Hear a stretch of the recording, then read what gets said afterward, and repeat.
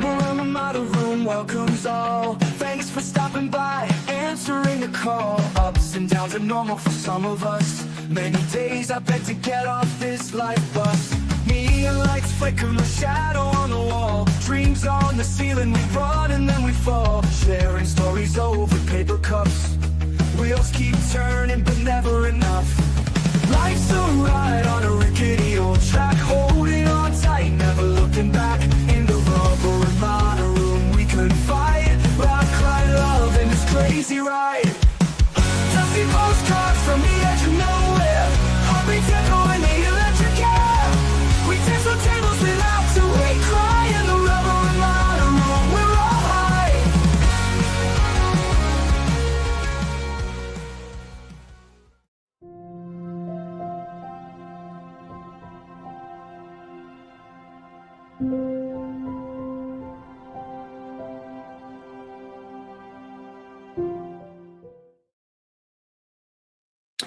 Good afternoon. Today is August 13th, 2026. It is 1:30 in the afternoon. We are starting later today. Real life got in the way.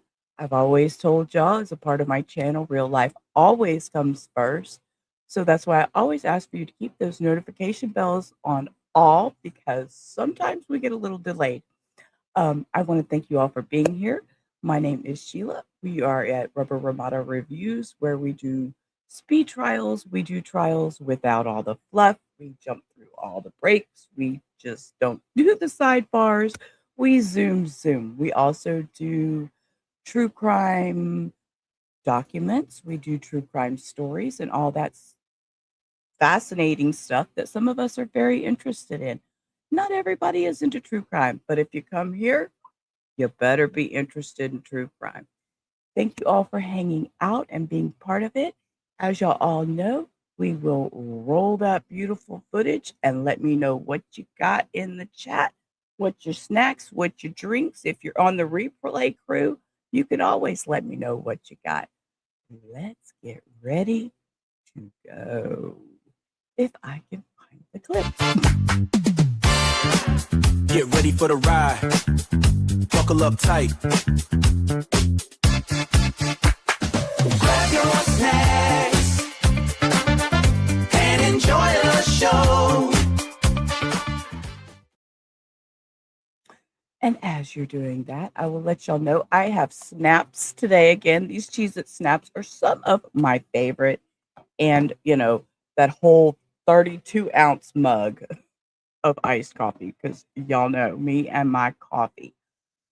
So I just want to welcome everybody here. And there was somebody, and I cannot get back to the name.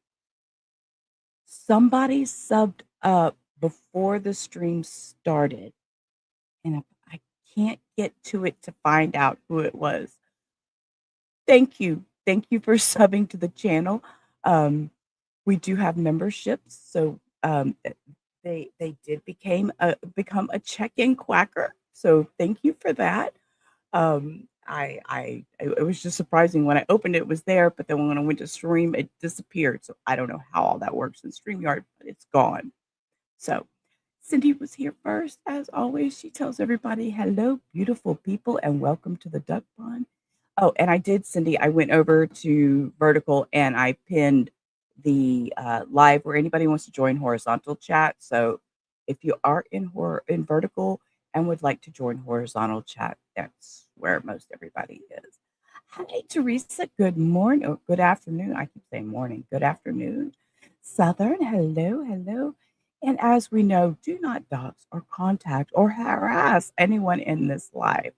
I know we all have opinions. We do give opinions. We are not giving legal or medical advice. We are discussing things only. So, Abellis, good morning. Good morning. How is everybody? I'm so glad to see everybody. Vibrator popped in. Vibrator's on the Vertical. If you want to hit the horizontal thing, it's pinned at the top or bottom, however they do it now. And yeah, so what's up, Teresa? Y'all are telling Teresa good luck. I'm getting for the 5th. Oh my gosh. And you have health insurance. So that is positive. That is positive, Teresa. That is positive. So, anyways, welcome in. What we are going to do is, as usual, when this thing starts off, nothing new, nothing new. They go directly to sidebar. Oh, wait. Let me slow it down. I'm sorry. It's on 4X. Let me slow it down. Here we go. Your Honor, before the court today, we have the matter of. Let me boost the sound because they are low today. I am on wired headphones, so it's a little different Commonwealth today. versus Lindsay Clancy. Ms. Clancy is present. She is represented by Attorney Kevin Reddington. The Commonwealth is represented by Assistant District Attorney Jennifer Sprague and Assistant District Attorney Shannon Buckingham. All right, well, good morning, everyone. Good morning, counsel. Good morning, Ms. Clancy. All right, before we bring the jury in, could I talk to counsel over here just for a few minutes? Yes, and while he's running over there from council, I seen Hannah come in, and the bad thing is, here we go. Can everyone spare a pray for England and lots of wildfires out of control? I know Hannah was sending me messages this morning. Over there in England, they are having horrible wildfires that are out of control. So let's just send some extra little thoughts to Hannah this morning. So they jumped to sidebar. They're there for a hot minute.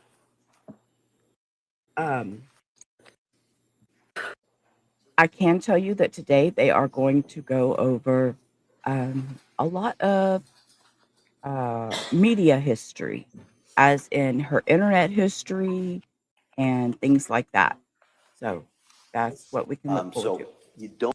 Also, when the jury comes in, he talks to them. Thank you. Being that we speed trial, we don't have to listen to every little word. I can tell y'all real quick what this stuff is, then we can just jump to trial.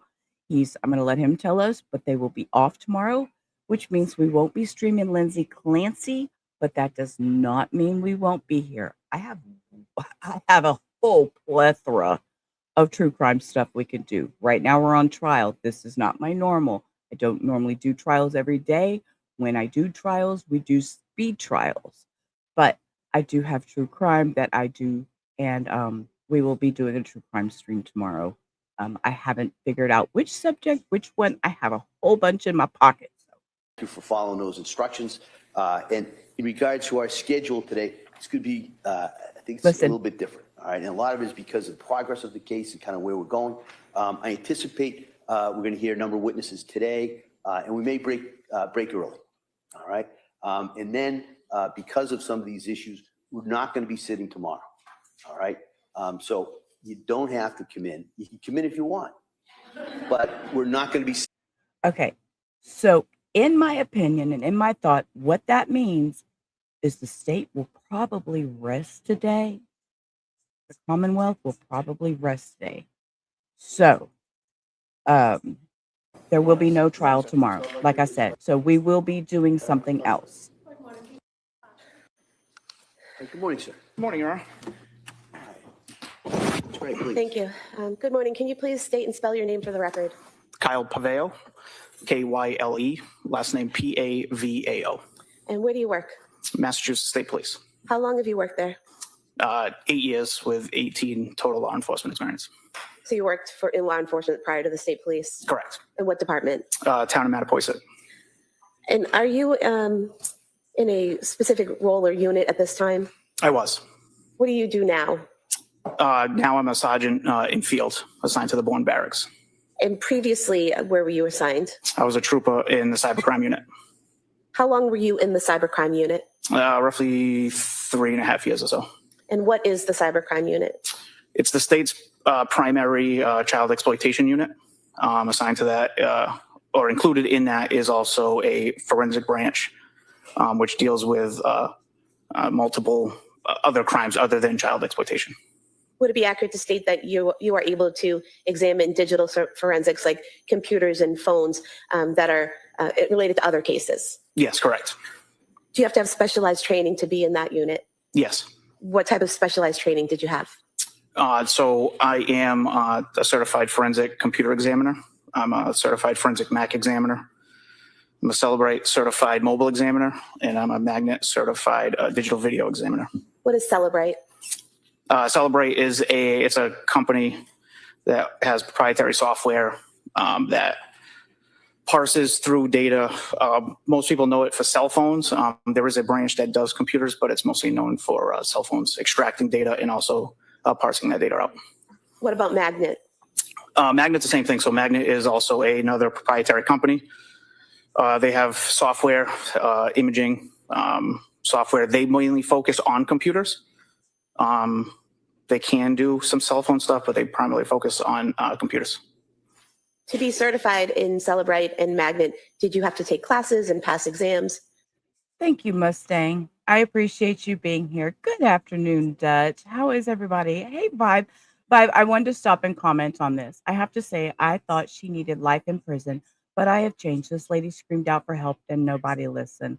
I appreciate you saying that, Vibrator, coming from a man that says a lot. I've seen a lot of people on these streets put out a whole bunch of misinformation on trials, and I really, really hate that. I wish everybody would actually listen, not only with their ears, but their eyes. There's so many out here that deal with things and not everybody listens. So anyways, and I did drop the Discord in the chat. That is my personal Discord that we use for trial. There is a section for Lindsay Clancy trial chat where I drop little nuggets that I find, little things that I find interesting, things I may record off of other people's stream. And then I do drop the full stream in there if you'd like to go back and watch just little nuggets of information. So thank you all for being here. Yeah, so my forensic computer classes certification is probably like a 6-month-long process. It's 2 weeks of schooling down in Florida. Is then a one-on-one peer review for 4 months of practicals of different file systems and computers. Once you get through that, it then is a practical exam. And then once you pass the practical, it turns into a written exam. Did you have an opportunity to examine the extraction of a Surface Pro that was seized from 47 Summer Street in Duxbury on or about September 16th, 2025? I did. And to be clear, the Surface Pro was seized from 47 Duxbury Street in 2023. It was in 2025 that you examined the extraction, correct? That is correct. I was provided those files. And what is an extraction? So these are actually, it's a computer image. Extractions usually typically referred to as cell phones. So this is a computer image. So this was an actual EO1 file, which is an in-case forensic file. So what it does is it copies out the bit-for-bit data on the particular drive that you targeted at. And then the in-case file sort of compresses the forensic image. It also adds some metadata to it. You can type in like case files. It keeps some integrity to it. So is it basically you take a computer or a cell phone and you make an exact copy of the data that's on that cell phone or computer? Yes. Computers, yes. Cell phones, no. But you were working on a computer or Surface Pro? Correct. And so the extraction for the Surface Pro would be a copy of the data that was on the Surface Pro? Yes. So the image in this case is a bit-for-bit copy of that drive. And when you do the extraction or when you view the extraction, are you changing any of the data? No, that's why we use these types of images so we don't touch the actual data on that computer. Did your initial review of the extraction show a visit to a website entitled Suicide Methods on August 23rd, 2022? It did. Were you recently asked to look at that visit to that site to get a better understanding of how that website was accessed? That is correct. And how did you approach that? I set a parameter. I went to that artifact that I had previously tagged when I did the initial analysis. Let me just stop you there. Sorry. What's an artifact and what is a tag? He's fixing to explain some stuff. Y'all do know I watch some of it in the morning, and then we because we are a review channel, we talk, we review it, we go through it, and then I blindly watch anything that happens in the afternoon. So I do know he's going to tell us some very interesting information, some stuff that I didn't realize how it worked. So if you are interested in Wayback Machine, this is great info. Tagging.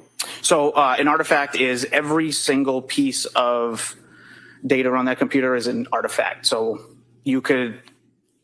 a computer could have 500,000 artifacts. Let's say that's a low end, but as an example. So tagging would be something you would flag that one particular evidence, that one particular artifact as evidence. So in this case, the artifact was the visit to the website. Is that correct? Correct. And then the tagging was just so that you could find it when you went back into the extraction looking for it? Yes, correct. And so if you could continue telling us about how you approach that. So I set a parameter of 12 hours before the visit and then 12 hours after the visit, and looked at the correlating other digital artifacts related to that. And can you tell us what's a Chrome history database? So that's so a database is essentially, this is a very slimmed down version of what this is. So if you think of an Excel sheet, and each Excel page is a section of the database. So the database would be the whole thing. And there's a schema, like a roadmap, let's say, of how these pages interlink with each other. That would be an entire database. Everything pretty much has databases. It's just easy for file expansion and disk saving space and things of that nature. And what about Chrome Web History Table? So a table would essentially be the Excel sheet that I explained before. It's a portion of the entire database. That particular one captures, without being a database engineer for Google, who created it, but that table tracks URLs, web page titles, dates and times. So is it basically a table that you get from the extraction that shows which websites that computer has visited? Correct. Each table has its own functions on different data it tracks, and then eventually it puts it all together. And what about a Chrome Web Visits table? So the visits table tracks things of were the web pages synced to the device, were they local to the device, are they typed, was it generated, was it gone there through a hyperlink? So basically, is it a table telling how each website was accessed, whether someone typed in a search for it or clicked a link? Correct. And you mentioned a couple of different ways: typed, linked, generated. So typed would just be someone typing in the search bar something to search? Yeah, so typed could be a few different things. So typed would be somebody typed in an exact phrase or word. It also could flag the typed version, a typed flag if you copied and pasted something into the URL address bar. So if you're looking at a recipe for, say, cookies, and you copied cookies and pasted it into the search bar, would that be considered a typed event? Yes, correct. Or if you just typed cookies, that would be a typed event. Or cookies, or if you typed in, say you put CO for cookies, and then Chrome tried to auto-populate what they think you want to type, that would also create a typed event as well. And then you mentioned linked. What is a link to access? Link would be that you clicked on a hyperlink, which brought you to a different page. And what is a hyperlink? That would be it's a word phrasing, and then behind the word phrasing, there is a website coded behind that. Is that like when you go on a website and there are certain words that are underlined that you can click on and it will take you to another page? Yes, correct. Okay. What about generated? Generated is something that Google would suggest, Chrome would suggest. Now, what is the Wayback Machine? The Wayback Machine is a website that is it's I don't say monitored. It's created and maintained by the Internet Archive as a company. It's a 501(c) nonprofit. And what that does is Okay, I have to pause.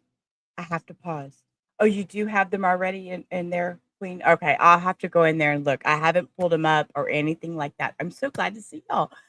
Welcome in this afternoon, Queen. Yeah, so everything's dropping as it goes. But this was interesting because what he just said here goes out on the. I did not realize. I had no idea that it was a 501c3. It threw me off when he said that this morning. vibe. You have no clue. We have Bo. She hasn't shown her bow yet today. Well, on this, we will pause when we get there, but it's the bow thing. It's the bow thing. So yeah, but yeah, I do. I want to go over this. What I was typing in chat because I was trying not to interrupt him. The civil suit docs, but I do not want to read through them until after this trial is over because I do not want to cross facts with this trial with what we may read in those documents. So that will be after this trial is over, we will review the civil documents of the civil case. But yeah, I want to rewind that because I did not realize that the Wayback Machine was. Oh, wrong button, Sheila. Wrong button. It's I don't say monitored. It's created and maintained by the Internet Archive as a company. It's a 501(c) nonprofit. And what that does is it goes out on the internet. It takes snapshots of the internet web pages all over the entire internet and then archives that. So you can go back in later. It started like in the mid 90s or so, but you can go back to pick a date, pick a year, and you can see what that website looked like at that time or approximately. It doesn't copy minute for minute, day for day, but you'll get something around the time that you were looking for of what a particular page looked like at that day and time you want to see. So with regard to this case and looking into how that site, Suicide Methods, was accessed, what did you learn? Or what did you see? When I went back? Yeah, so go ahead. So I saw, the first thing I saw was a Facebook visit at 9:40 that morning. 9:40 a.m. on August 23rd, 2022? Correct. And what was the Facebook? The link was lynn.say. I believe it was 968. So Lindsay with a dot in between the D and the S, 969? 969, correct. And after the visit to the Lindsay.969 Facebook page, what happened next? There was a search in Spotify music for the singer Tom Hall. What time was that at? It was shortly after. Is your memory exhausted? Yes. Do you have your report with I do. you, with permission? Yeah.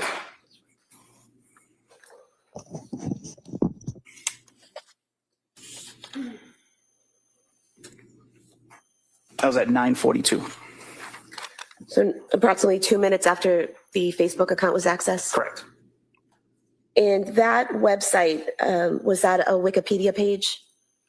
No, that was Spotify. Oh, I'm sorry, music. Spotify music.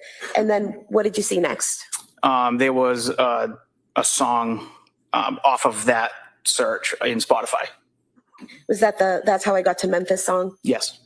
And was that at 9:44 and 18 seconds a.m.? Yes. Then what happened next? There was a Google search for Tom Hall.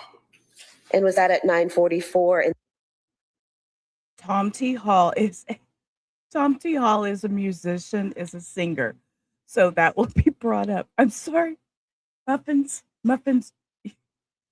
Good morning, daughter. You take me out. Every time you type something crazy like this, the mic is giving him certain history mustache.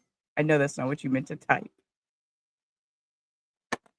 And yesterday, yep, it was all on that woman's nose. Okay, y'all behave out there. Yeah, well, I do agree.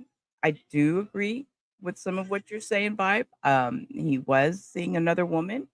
He is currently remarried. Yeah, we're just gonna leave it at that. 30 seconds a.m.? Yes. And what did you learn from that Google search? Off of that Google search, there was the Wikipedia page for Tom Hall was visited. And were you able to use the Wayback website to see what that Tom Hall page on Wikipedia looked like around the time of August 23rd, 2022? I did.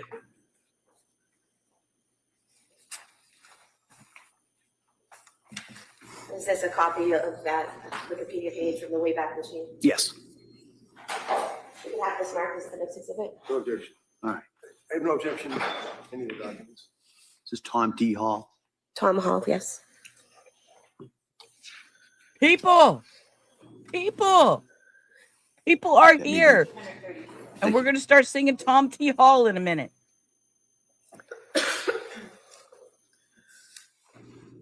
Could you see what happened next once the Wikipedia page for Tom Hall was visited? So I saw there was an anchor on the URL to the death section.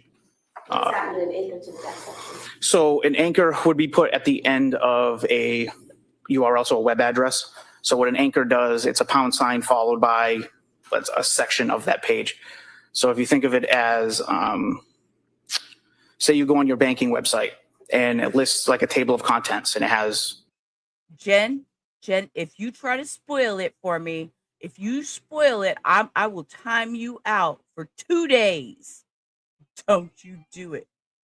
Love you, girl. Login, mortgages, rates. If you click on, let's say, rates, it's going to jump all the way down to that page, just to that section. So it's a table of contents that's going to direct you directly to a certain section of the web page. And so on the Wikipedia, someone clicked on death and it brought them down to that portion? Correct. And in the death section, could you tell what happened once the person was in that area of the webpage? Yes. What happened there? So in the description that described, the Wikipedia page described of Tom Hall's death, there was some wording regarding a shooting related to his ultimate suicide. Go ahead. Showing you what's been marked as 232. This portion here under death where it's self-inflicted gunshot wound to the head is underlined. Is that the portion you're referring to? Yes, correct. And that portion there with the underlining, is that what you were describing earlier as a hyperlink that you can click and it takes you somewhere else? Yes, so inside that phrasing, there's actually a URL behind that with an anchor as well.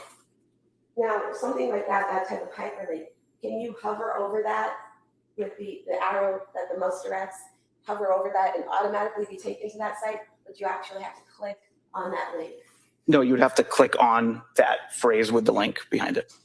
And so based on your examination of the Surface Pro in that area, was the hyperlink clicked on? Yes. And where did the hyperlink bring the person? We now got to the original artifact I had located, which was the Wikipedia suicide method, but it directed it directly to the shooting section of that page. Could you tell how long the person spent on that page, the suicide methods page, or how long it was accessed? No. Could you tell what time it was accessed? Yes. What time was that? I don't recall the specific time. Want to look at your report?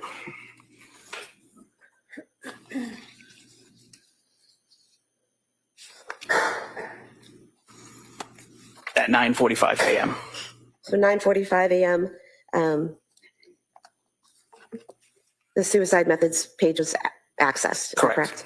And did you use the Wayback Machine to see what it would look like on August 23rd, 2023? I did. Oh, I found it. Look, okay, sorry guys. I couldn't see it earlier, but I just found it on my back end. It was Robin Jones 7485. Thank you for joining Rubber Ramada Reviews and becoming a check-in quacker. Hi, we have memberships available now, and yeah, if you'd like to grab you one, but if not, that's fine. You can hang out and be gray. We're not colored over here. I could care less. We just enjoy hanging out, talking, chatting, and watching these trials and discussing things. Also, if you haven't, please like and subscribe to the channel. Hit the thumbs up, notifications on, all that fun stuff. Is this a copy of what you produced? Yes. You can have this marked as the next exhibit. That may be admitted.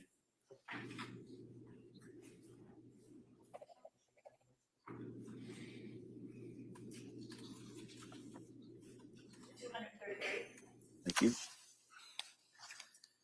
And what could you see happening when from that page? I observed after that another Wikipedia page that went to the Grafton Bridge. And was that from a hyperlink within the suicide methods page? Yes.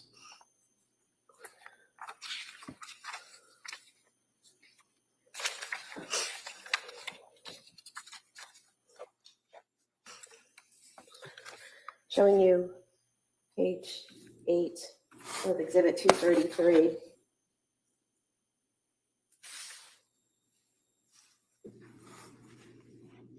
So within this jumping section is where there was the hyperlink to that bridge. Correct. Here, Yes. Grafton Bridge. So again, the person had to click on that hyperlink to access Grafton Bridge. Yes, that would be correct.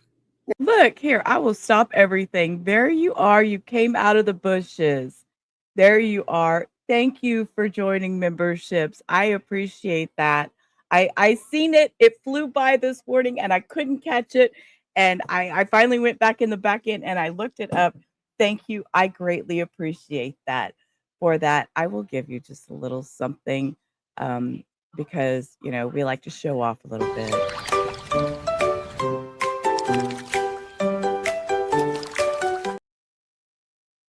Now, you said that the suicide methods page was accessed at 9:45 a.m. What time was the Grafton Bridge webpage accessed? That was shortly after that. Do you want to look at your report? At 9:48. 9:48? Correct. And so approximately 3 minutes after first accessing the suicide methods page, the hyperlink for the Grafton Bridge is clicked. Correct. Was there any other activity besides going to the suicide methods page and then the Grafton Bridge page? Any other activity that you saw within those 3 minutes? I do not know. And so did you do the Wayback Machine again for the Grafton Bridge? I did. This is a very accurate copy of that page. Yes. We can have this marked as Exhibit 234, please. That may be admitted. Exhibit 234.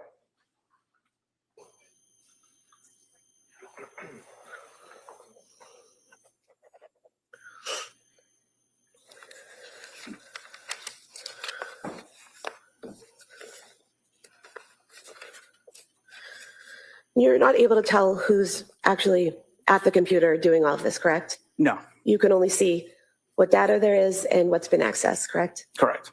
Thank you. All right, Mr. Reddington. That's it? That's your testimony? That's why you're here today, to talk about? Okay. I forgot to tell you. Reddington comes in hot on this. So be prepared. We're going to rewind him just a second because she says that's all. Reddington comes in hot.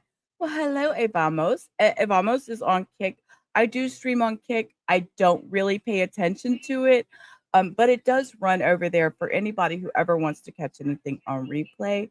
I don't promote my Kick. It's just there should any reason. It's just there. So thank you, Evamos. But we are on YouTube also because that's where I stream normally. Thank you for being here. And it's so good to see you. I haven't seen you in a long time. Okay. I will answer this. Thank you for being here. The problem is there was a legal dispute. Okay. What happened was the defense and the prosecution could not agree. She didn't have the option to just plead guilty, go to a psychiatric hospital. It became a fight over who was criminally responsible. You know, she says, yes, I did it. She says, yes, I took my children's lives. She's admitted to the crime. But the problem with that is the prosecutors, how do I say this? They're trying to say she planned it, that there was deliberate actions and, you know, that she did this on purpose, that she wasn't psychotic, that she didn't have postpartum psychosis, that she just had this all planned. Therefore, the 3V, she had gotten the 3V food. She sent him out to go pick up the food. She sent him to CVS to pick up the medication. So they're saying that she had actions. So that's through the prosecution. And the defense is saying, no. If we agree to any of that, then that takes away the insanity defense. That's going to take part of the mental health away, that she's not criminally responsible because of the psychosis. There was no agreed plea agreement that could have given Clancy what she wanted, which is just going to be in a psychiatric hospital. They couldn't agree on that. So therefore, there was nothing agreed upon. So that's why it came to trial. I wished it wouldn't have. I really wish it wouldn't have, but they couldn't agree. So that's why. Yeah, well, you know, the Commonwealth is making it worse than what it is, in my opinion. But they could not agree. So that was the problem. There is, and what's been accessed, correct? Correct. Thank you. No, she's not fighting for her life or to get a lesser sentence. That's not true. She is fighting to be in a psychiatric hospital and not just be put in prison for life. If you have heard anything about Andrea Yates, she did this. She took her children's lives out of Houston, Texas, many years back. She is in a psychiatric hospital. Her first trial was guilty. It was retried. She was not criminally responsible due to insanity. And after that, she is in a psychiatric hospital. And do know that every time her review, Andrea Yates' review, comes up for release, she says, no, thank you. She knows what she did. She knows where she needs to be for her own sanity. Now, how Lindsay feels, we don't know. We've not heard her speak.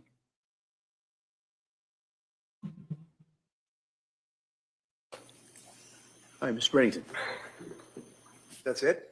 That's your testimony? That's why you're here today, to talk about a search that was involving Tim Hall? Sustained, if you could. So I apologize. Your testimony today is based on that search on August 23rd, right?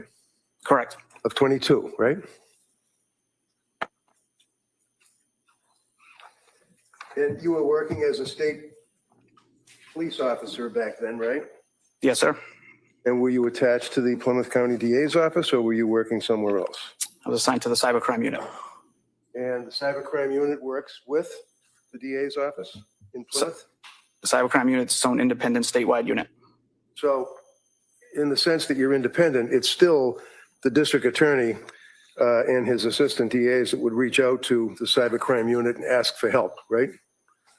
Or it could be the troopers assigned to the state police detective unit. Joshua McElligott. He was the lead investigator on this case, right? I assume so. Okay. So you were tasked to analyze the computer, the Surface Pro computer, right? Yes, correct. And by all accounts, that was owned by Pat Clancy. Is that correct? That is correct.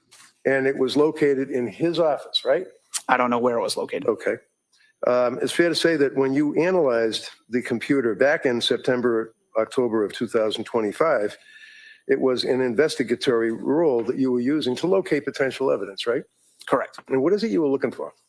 I was provided a search warrant with search terms, and that's as far as I knew of the case. And what were the search terms? I don't recall specifically, but they were spelled out in the search warrant. So when you have search terms, you take a person's computer, and then what do? You access it through a device? So I was provided the images. I never saw the physical computer. So when you got the images, you were able to load them up onto your computer, I imagine? Yes, we'll use a tool to help parse through that data. Correct. And then as a result of that, you were able to plug in words that you could search for, right? Yes. For example, like suicide? Suicide would be one. Drugs? I mean, I don't think that pertained in this case, but you could search. Did. That I don't recall the specific terms in the search warrant. Okay. So after you did your search for whatever it is that you were looking for, suicide and other, you're unable to tell us what else you look for, but in any event, you came across this entry on August 23rd, and you indicated that the time frame that you're dealing with on that computer, the Surface Pro computer, was 9:40 in the morning. Is that right? Can you rephrase that? Yeah. You can look at your report too. I mean, if you have documents in front of you, do you have? I do. All right, so you can take a look at it. You have a document that's captioned matching results. Is that right? I do not have that in front of me, but yes. And would that be the search that you conducted? Is that the magnet tool report? I don't know what it is. And I get research that I can have the state, so it's just, what is that? This is the main page of the forensic tool. Okay. And looking at the main page of the forensic tool, does it indicate the date is August 23rd? That's in the inbox. This also doesn't. Which, are we talking about this highlight here? Yeah, but what does that indicate? That's an inbox. That's not that. All right, so what time? Cooper, could you keep your voice up or make sure you speak to that microphone? So that highlight is a bail inbox. Okay. And that would be the HTTPS. And then underneath that, it makes reference to at some point that you were able to see that Lindsay or Lynn's Facebook account was accessed. And it wasn't even the account, it was actually the homepage, right? Okay, let's pause here to make note. What is in Reddington's hand? Okay, comedy in the chaos, because y'all know we have to laugh at times to get through the insanity of some of these things. What does Reddington have in his hand? Correct. It navigated to the Facebook person's account. Okay. So that would tell us that that particular Facebook account was accessed, and then that conducted the search you just testified to at the next thing.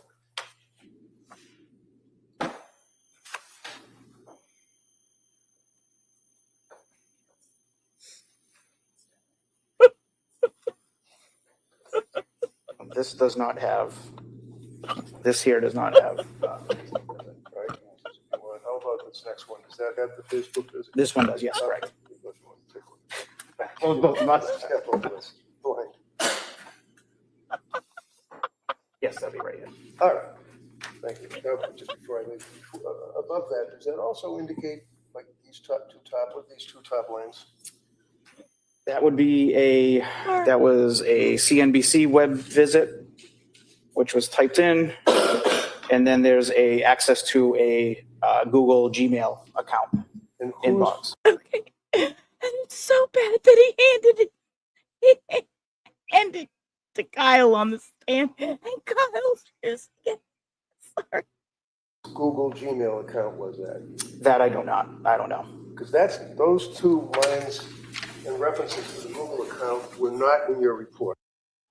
Denise, they're standing there with a magnifying glass. He's got to rewind about 10, 15 seconds. He's wearing glasses and he's standing there with a magnifying glass. Sorry. Right? You Good started afternoon, off with the Denise. Facebook search, if you will. Yes. So you started off with Lindsay Facebook that was signed into the homepage on Patrick Clancy's Surface Pro computer, right? So my tool report has all of the artifacts tagged as evidence. Okay. So when you tag the actual data from the Surface Pro and the HP laptop as well, right? Yes, correct. And your October report back in was it 25 or was it 22? 25. So, but nothing changes on the computers. I mean, whatever your searches are and your records don't change over the years, right? No, as long as it's preserved in that state and the images of that computer will remain the same. Okay, so, and it's fair to say that with this investigation, obviously, happening back in 2022, that the computers were hermetically sealed and stuck somewhere with an evidence locker to make sure that they're preserved, right? Yes, that would be best practice. Okay. That would be correct. So then in October of 25, the district attorney's office asked you to conduct a search of the computer, apparently. Is that right? A trooper in the Plymouth State Police Detective Unit reached out. And that would be McElligan, right? No, it was not. Okay. Do you know who it was? Trooper Justin Paul. Justin Paul. Correct. Okay. And as a result of that, you then prepared your report. And one of the things that you did is you noted that on August 23rd of 2022, at 9:40 and 08 seconds, that there was an access to the Lindsay Facebook account, right? Oh, there was a visit to that page, correct. Right. And then that page continued on to look. Okay, y'all, let's gather ourselves and get back to trial. Good Lord, we done went off the rails. Sorry that it took me out. It took me out, y'all. Comedy in the chaos, but let's get back. I've lost the whole last 3 minutes of trial. I'm going to rewind because I lost the whole plot of what he's even talking about. Yes, I'm grounding you all because I don't know what he's even talked about since he walked away with that magnifying glass. It just took me out. I'm sorry. We're going to back up. Okay, behave. Everybody behave. All right. Thank you. Now, just before I leave, above that, does that also indicate like these two top lines? That was a CNBC web visit, which was typed in. And then there's access to a Google Gmail account. And whose Google Gmail account was that? That I don't know. Because those two lines and references to the Google account were not in your report, right? You started off with the Facebook search, if you will. Yes. So you started off with Lindsay Facebook that was signed into the home page on Patrick Clancy's Surface Pro computer, right? So my tool report has all of the artifacts tagged as evidence. Okay. So when you tag the actual data from the Surface Pro and the HP laptop as well, right? Yes, correct. And your October report back in was it 25 or was it 22? 25. So, but nothing changes on the computers. I mean, whatever your searches are and your records don't change over the years, right? No, as long as it's preserved in that state and the images of that computer will remain the same. Okay, so, and it's fair to say that with this investigation, obviously happening back in 2022, that the computers were hermetically sealed. Somebody give that person a cough drop, a drink, something, please.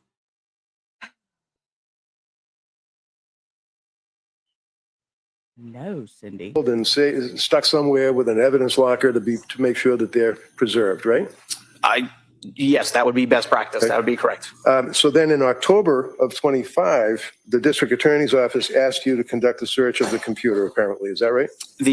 A trooper in the Plymouth State Police Detective Unit reached out. And that would be McElligan, right? No, it was not. Okay. Do you know who it was?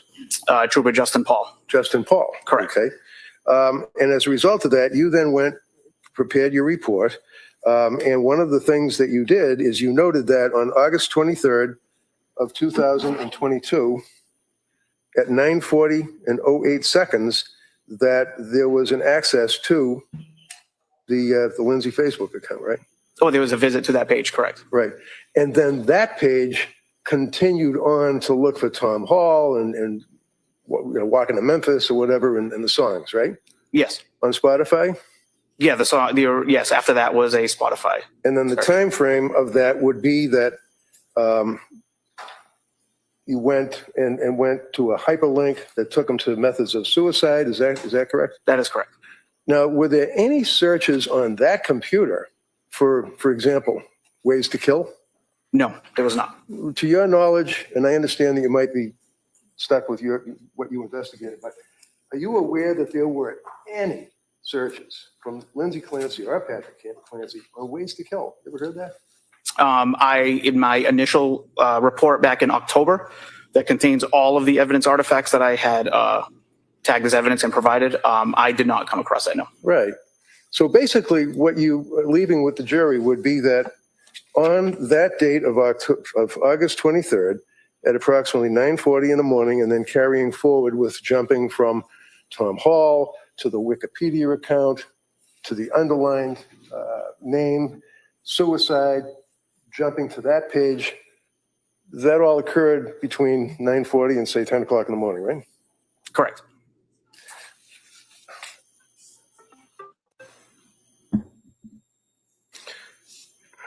Did you know, sir, that on August 23rd, prior to your report indicating the Facebook account, that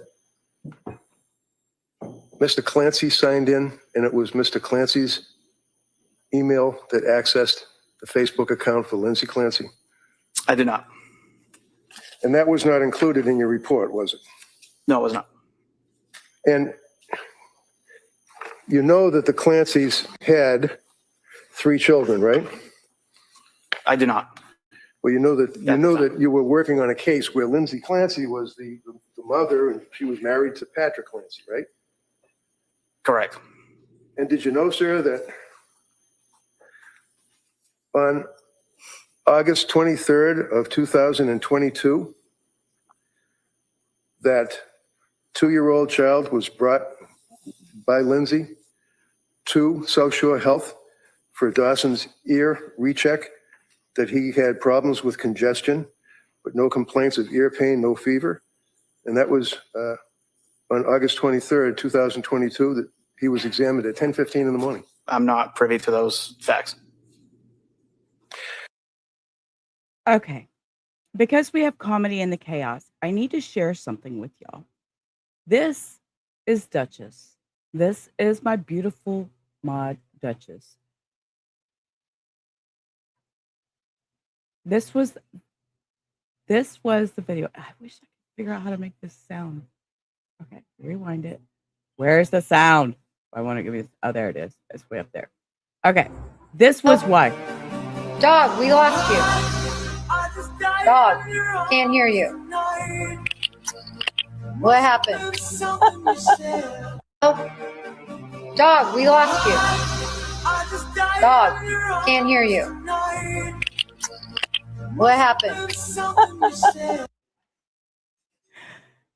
That was why I was talking about the dog, the glasses. That really, really happened. I will drop this in the chat. Actually, Dutch, you could drop it in the chat. You don't even have to. Girl, you're a mod. You could have dropped all that in here. There it is. There's. Yes, a nonsense laughing at the end. That was hilarious. We just couldn't believe it was happening. We were watching that in real time, or not in real time, but we were reviewing a video. And oh, it was just hilarious. Thank you, Dutch. Thank you. I mean, it really did happen. So that's why we were laughing. I made mention of that. So back to trial. Great squirrel moment. So you don't know that Patrick Clancy's email signed into Lindsay Clancy. So you don't know that Patrick Clancy's email signed into Lindsay Clancy's Facebook account. You're not aware of that, right? It's whatever the default profile was signed into the Chrome browser. And then that accessed the Facebook account, which looked up Tom Hall, the singer, right? Yes, correct. That then led to the Wikipedia talking about suicide. That is correct. Led to the Spotify talking about Somewhere in Memphis, whatever the song was, right? Yes. And this was all occurring from 9:40 in the morning until, like I said, 10 o'clock thereabouts, right? Correct.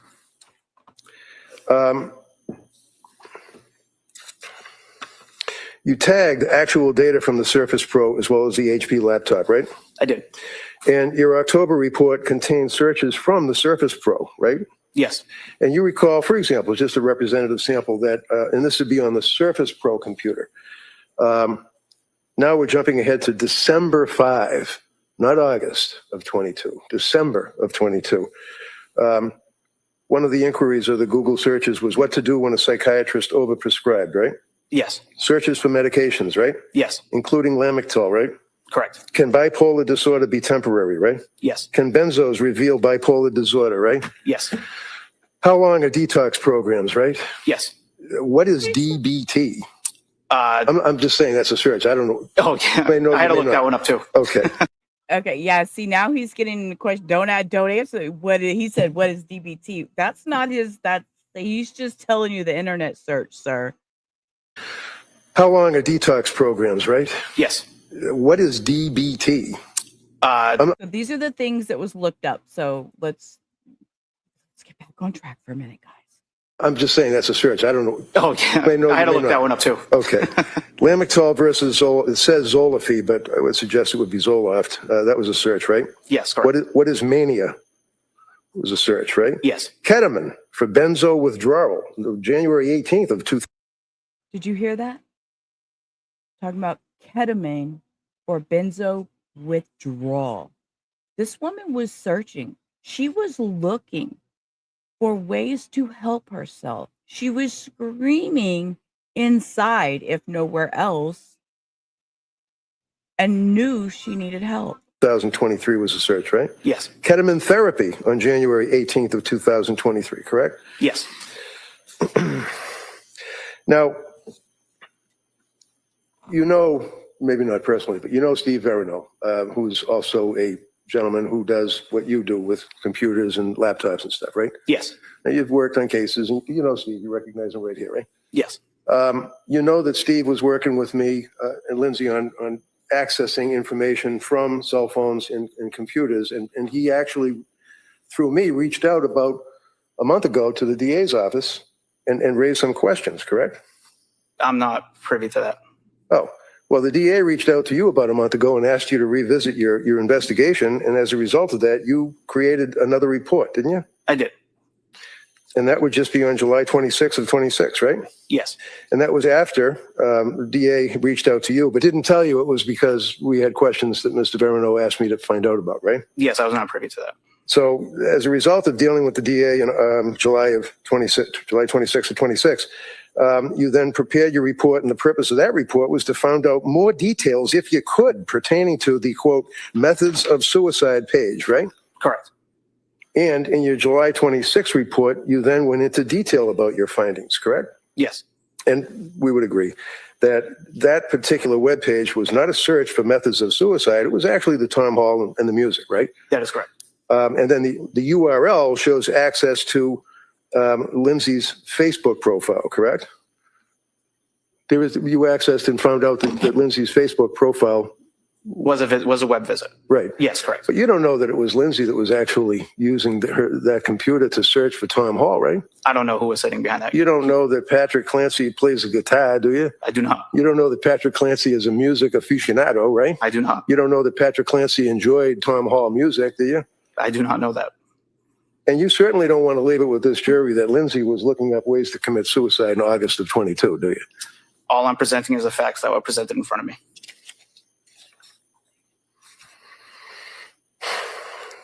And it was a couple more questions, sir. When a user logs into their...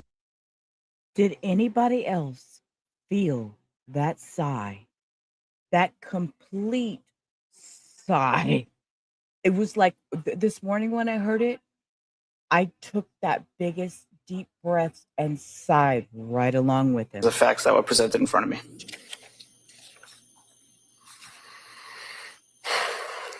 And it was a couple more questions, sir. When a user logs into their own Facebook account, it doesn't populate or bring you directly to the actual profile page. It brings you to the home page, right? That shows your followers and things like that. I think so. I don't have Facebook or social media, so maybe, I don't know.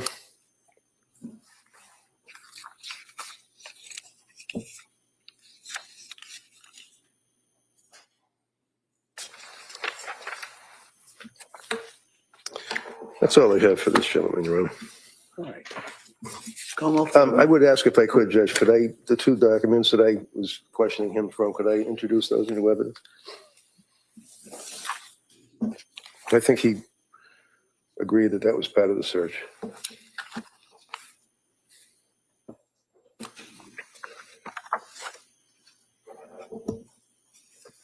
Can we just approach? Sure, yeah.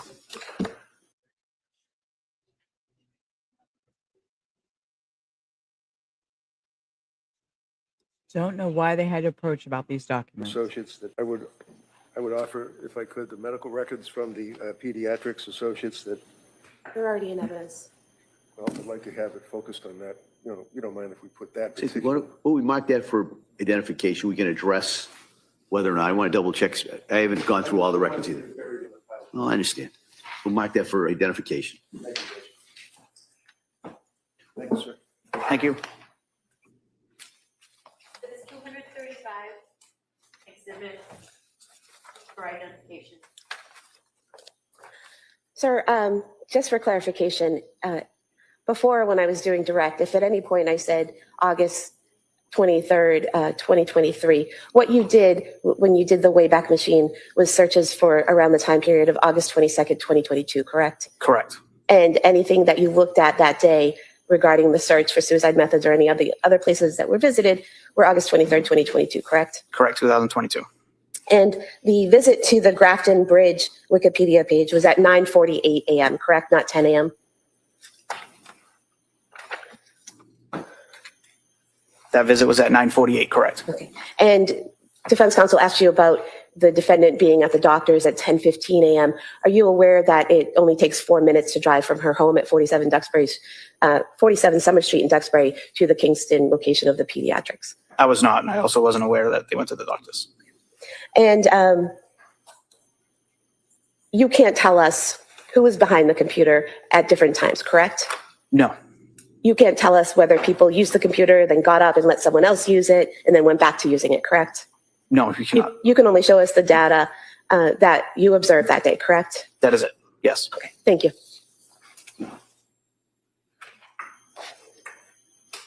So what has been marked for P for identification, which would constitute the health information records from the South Shore Health pertinent to the child.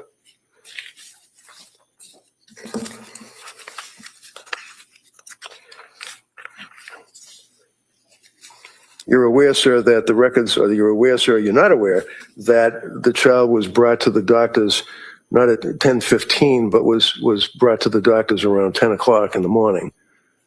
You aware I'm of that? not aware of any of that. And did you know how old the child was? Sir, my testimony is related to the. So you don't? The answer is no? I do not. Okay. So is it fair to say, sir, that, I mean, from your life experience, that when someone has to bring a child, a young baby, to a doctor, you got to get him dressed, you got to feed him, you got to get in the car, you got to drive? And that's the 4-minute ride as well, right? I'm not privy to any of that information. Thank you. All right. Anything further? All No. right, thank you, sir. You sit down. Thank you. Felicia, sorry, I'm having a sore throat Como today calls Timothy Chiappini. while Timothy's coming in. No, what we do here is we do live trials. We start at noon central usually though.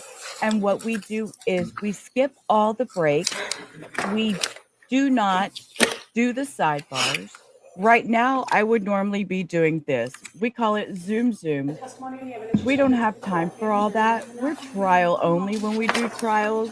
And yeah, but I am a live streamer. So I'm not sure which way, but Pretty straight, please. Thank you. Zip Good through morning. the Can you please trials, state but and I spell your am name for the live. record? Thank you for being here. My name is Timothy Chiappini. Last name is spelled Chia, P as in Peter, B as in Peter, I-N-I.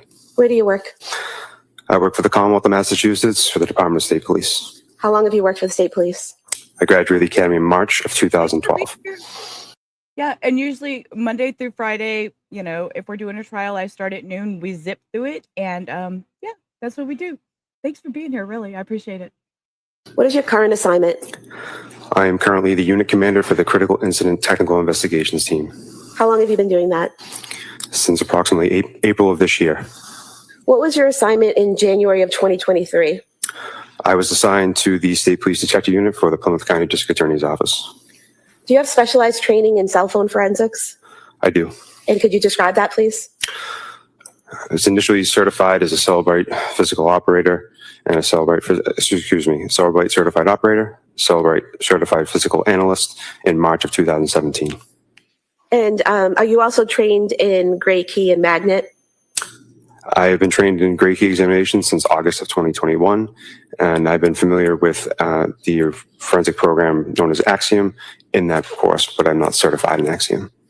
And regarding Celebrite, can you describe that software for us? Cellbrite is a forensic access and acquisition tool for cell phone or mobile device forensic extractions. It also has an analysis component as well. And were you asked to do a forensic analysis on a cell phone belonging to Lindsay Clancy in 2023? Oh, I'm sorry. Yes, ma'am. Cellbrite is an access and acquisition tool for mobile device forensics and cell phone extractions. It also has an analysis component for extractions. And were you asked to do a forensic analysis on a cell phone belonging to Lindsay Clancy in 2023? I was. Did you do that? I did. And how did you do that? I performed an advanced logical extraction on the iPhone device belonging to Lindsay Clancy. Can you tell us what that means in just lay terms that we could all understand? An advanced logical extraction of an iPhone is essentially an iTunes backup. It is the information or data from the phone that you as a user can see, including images, calls, text messages, browser artifacts, basically everything that the person would see that uses an iPhone. And is it just making a copy of everything that you can see on that phone? That's correct. And what is the analysis portion you mentioned you do Cellbrite extraction and Cellbrite analysis. What's the analysis portion? In January of 2023, the analysis software would be Cellbrite Physical Analyzer. And with that, you can also export a report to be utilized in Cellbrite Reader. So basically, are you just taking someone's phone, making a copy of the data that's on it, and then looking through the data? That's correct. Is it an exact copy? Yes. When the phone is forensically extracted by the Cellbrite software, a hash value is created. A hash value is a unique digital fingerprint of the extraction. It's an alphanumeric string of characters. And every time the extraction is opened in the Cellbrite software, that hash value is verified. If the data in the extraction is changed by just 1 bit, the hash value would be changed and the extraction will no longer be valid. So basically, you look at those numbers, the number chain, to make sure they're the same, and then you know it's an exact copy? That's correct. And did you do that in this case? I did. And was it an exact copy? It was. And are you able on the extraction to change any of the data while you're analyzing it? No. That would invalidate the hash. I can use filters in the analysis to look at particular data that I want, but I can never change the contents of the extraction. And so when you say use different filters, can you put things in categories to organize it so that, for example, can you put all the photos together and all the text messages together? The Cellbrite Physical Analyzer tool automatically parses the data into various categories, and it processes media, various forms of media, images, videos. It processes different direct communication, whether it be through a web application such as Instagram or the native messaging application on the device known as iMessage. So it parses the information automatically, and you're allowed to look at different categories. So does it create a report with all the data?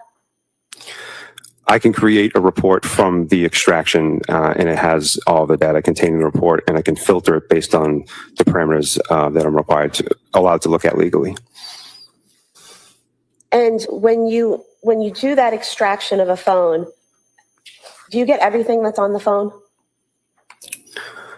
Depending on the type of extraction, I get all the data that's available to me by the forensic tool that I'm using at the time. So do forensic tools improve over time to allow examiners to get more and more data from phones? Yes. So basically, what you were able to get from Ms. Clancy's phone was what the tool you were using at the time was capable of getting at that time. I performed the most comprehensive extraction type that I was able to do at the time of the examination. And then there were improvements to that system following what you did that may have allowed other examiners to get more information. That's correct. Were you asked to generate some reports about certain sections of the defendant's phone? I was. We could pull up the...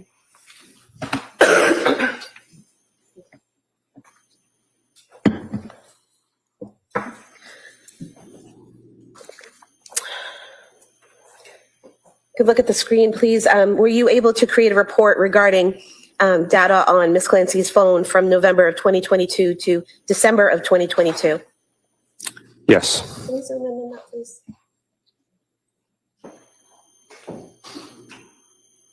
And could you just explain for us the different columns we're seeing here? The columns are automatically generated by the software when you create a supplemental report. This is a supplemental report created through the Celebrate Physical Analyzer software analysis tool. When you create the supplemental report, you can stipulate to certain parameters, certain content, certain timeframes based on your investigation. In this case, there are multiple columns at the top reflecting the different types of data, the timestamp for that data, a description and the source file for the data. This is a timeline report, and therefore it reflects those exact columns, and that is predetermined by the software. So for example, where it says type, what is that telling us? That's where Celebrate has parsed the data and categorized it based on the forensic extraction. So there, number one, where it says activity census data, what is that? That would be the data from the health database within the phone. If there was something in the direction box, what is direction? Direction could be related to a call incoming to the device or outgoing from the device. So if one was a phone call, it would say to or from? I believe the exact categorization would be incoming or outgoing. Incoming or outgoing. And then the attachment box? Attachment box would be associated with a message, typically a MMS message or multimedia message. A text message that contains a photo would be listed as an attachment. It could also be associated with an email that has an attachment or some type of transaction on the phone that resulted in something being attributed as an attachment. And then what about the location box? If the data source has location information associated with it, then that box would have data filled out. This report is 768 pages, so there's a variety of sources of data within this report. And what about timestamp? Where it says timestamp, the date and time, is that Eastern Standard Time? It is UTC -5 as the time of this search warrant, the time frame of this incident occurred in January of 2023. Therefore, the extraction reflects the exact time frame of the time zone of the device at the time of the extraction. And where it says party, what would be in that column? Again, this is a timeline report. Therefore, there's a variety of data sources contained within it. There is chats or messages that occur from the user of the device to other people, and those parties would be listed within the chat, otherwise known as a group message. So if it was a text message, the direction would say incoming or outgoing, and the party would say who the text was to or from? It would say who the participants are in the conversation.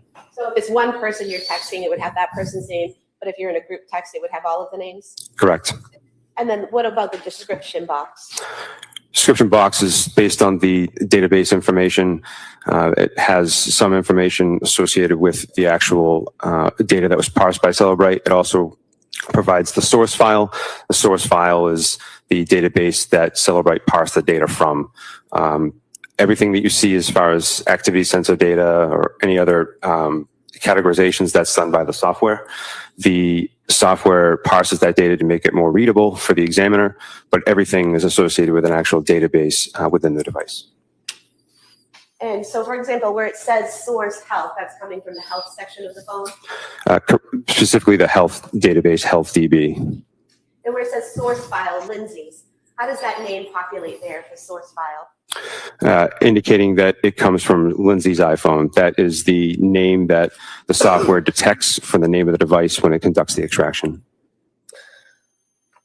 Where the box for party, if it's a phone call or a text message and it has a person's name in there, say I text you and your name is there, how does that populate? How does your name get into that box? Is it something that the phone gets from incoming information, or is it something that's in my phone?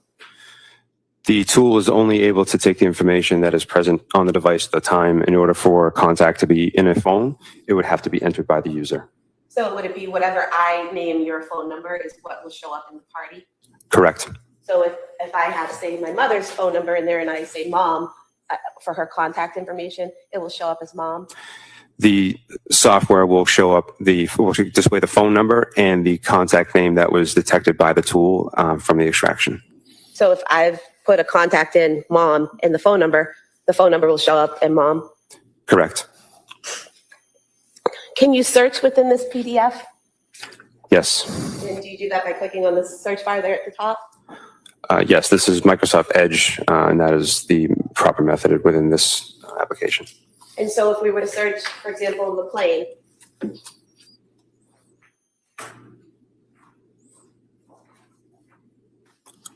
not sure of the spelling. there we go. Sometimes it takes a second to populate. It does. It's a large document. As I said, it's 768 pages. So depending on the machine that you're using to conduct your analysis, could take some time for the document to load. Okay, and do you use these arrows here up and down to go to each spot that that word is located? Correct. The application, Microsoft Edge, has detected 4 entries for the spelling that is in the search box, and you can navigate to each of those 4 entries by using those arrows. So for example, here at message 6951, it says it's an instant message. It's outgoing, meaning it's going out from Lindsay's phone. That's correct. It's on December 21st, 2022 at 2:57 p.m., correct?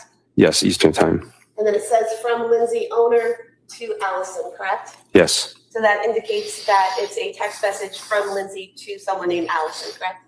Yes, with the corresponding phone number. And then here where it says more of a general depression mental health program like at McLean Hospital, is that the body of the text message that would have been sent from Lindsay's phone to Allison?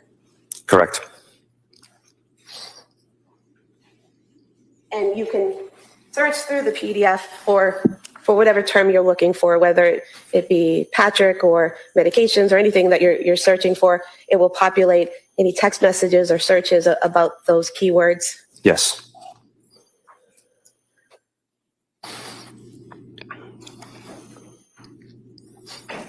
If we could have the next one, please. Did you also do a report regarding things that were downloaded onto Ms. Clancy's phone? Yes. You can look here. Is this that report?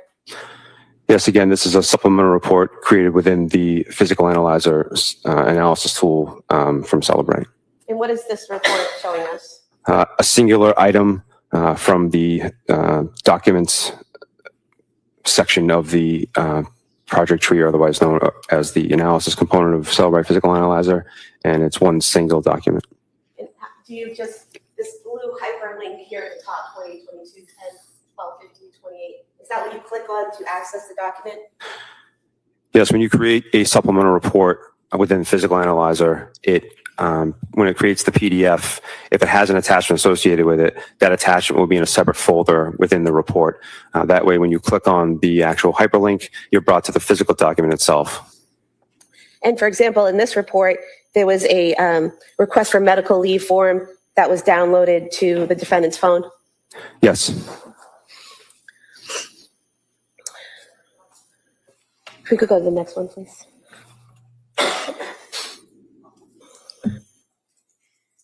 I made me smaller, that way y'all can see the full document when it comes up, if you need to pause it. What are we seeing here in this report from December 26th, 2022 to January 24th, 2023? Is this the same type of search for any information and data on the phone during that time period? Again, a timeline report is a chronological report of a sequence of events on the device, and it has the same categories as the previous exhibit. And here, the first item within the date parameters happens to be a calendar entry.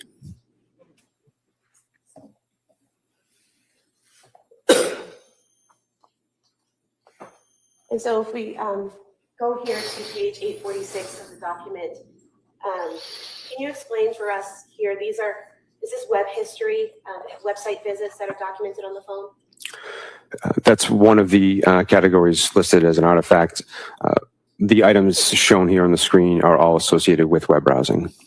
And here where we see 10773 and 10774, and they both state, can you treat a sociopath? Those are two entries that have basically the same search term, correct? Yes. And that was on January 20th, 2023? Yes. And they both say 8:28:29 p.m. So is it possible to do two searches at the same time, like it is displayed there? The Celebrate Physical Analyzer tool parses the information in ways that the information can be categorized in a multitude of ways. Simply because there is more than one entry does not mean that something was done more than once. It's simply just a category that Celebrate has identified. You could have an item that's in searched items because that's what the tool has identified as a searched item. Also within web history, as in the search item occurred within the web history, does not necessarily mean that it was done more than once. It's the job of the examiner to be able to look at the timestamps and the associated databases to determine, is this more than one entry or the same action just categorized in multiple ways. And when reviewing Ms. Clancy's phone, did you see numerous occasions where it looked like something was searched multiple times, but it all had the same exact timestamp? That's correct. And so what you just testified to make sure I'm understanding it, would be accurate to state that one search could be documented and located in many different areas of the phone? It could be parsed in multiple ways by the analysis tool. So basically categorized? Correct. So it's one search that's categorized as multiple different things? That's possible.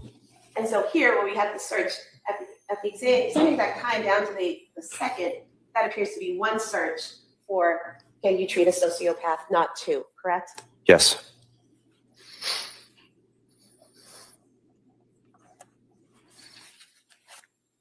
We can go to the next one, please.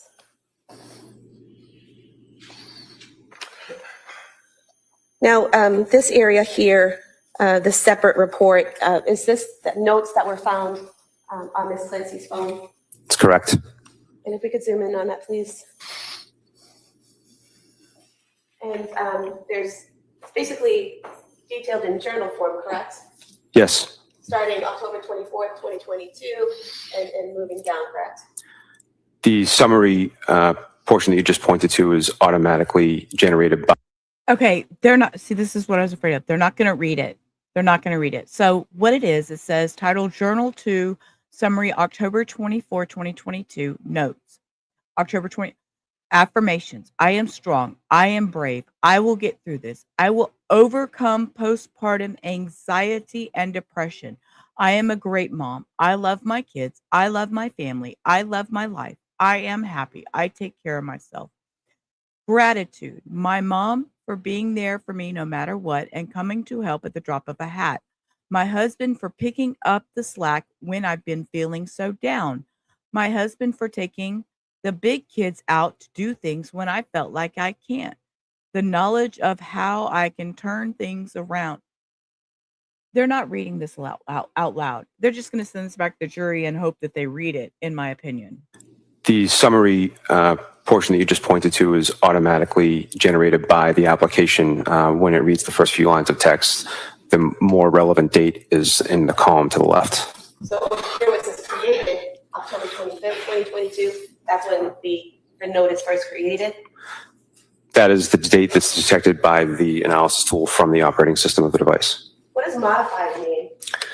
That's the date that was detected by the forensic tool and the last time that this note was modified according to the operating system.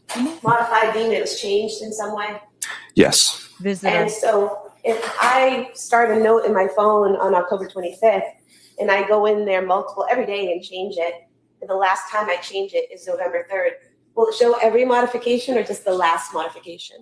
The only date timestamp that will show is the last modification.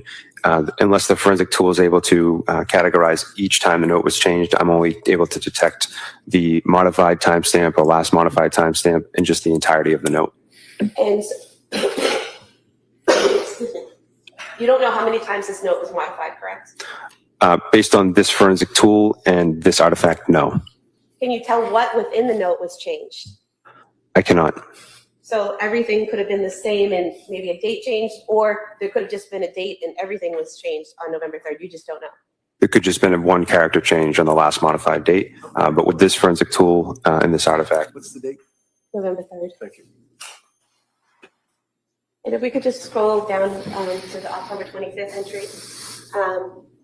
And I would just like you to read this portion of the note. I would read it. I'm sorry, but I'm having some difficulty. I'm sad and depressed because. Why did she say that? Why did she say for him to read it because she's having difficult? What? I'm sorry. What? Read this portion of the note. I would read it. I'm sorry, but I'm having some difficulty. What? I'm sad and depressed because I am not able to parent my third child like my first. I want to treat any one of my babies like my first, but I know that's not a feasible possibility. I'm sad that I stopped breastfeeding.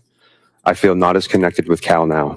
I think I sort of resent my other children because they prevent me from treating Cal like my first baby. And I know that's not fair to them. I know that. I was feeling so depressed last evening when Cora and Dawson came home from school. I know a run. And of course, they're going to pan over to Lindsay to look at her. Deep breaths, grab the squishy duck. They're going to pan over to Lindsay to get her reaction while they're reading this. Let's traumatize her some more. I mean, we all know she's already admitted to killing him. She's already said, yep, I did it. I strangled him. It's done. But let's go really show some emotional, hurt real quick. Let's pan over there. Keep going, camera.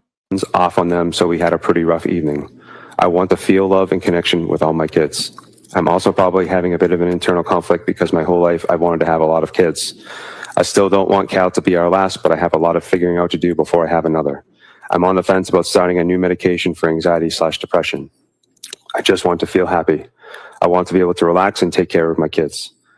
And then when they go to bed at night, I want to deeply relax and hang out with Pat and then fall into a deep sleep for 8 hours, get up and pour hard into myself for an hour and a half. Cal was so very planned and desired. I want to be able to give him all the love he deserves. I guess that's what it's like to be the third child, though. He's not the first third child to ever exist. I think I know he'll be okay, but it's really hard for me. I hate that he has to put himself to sleep. I'm sad I'm not breastfeeding anymore, but I think deep down, these are the right choices.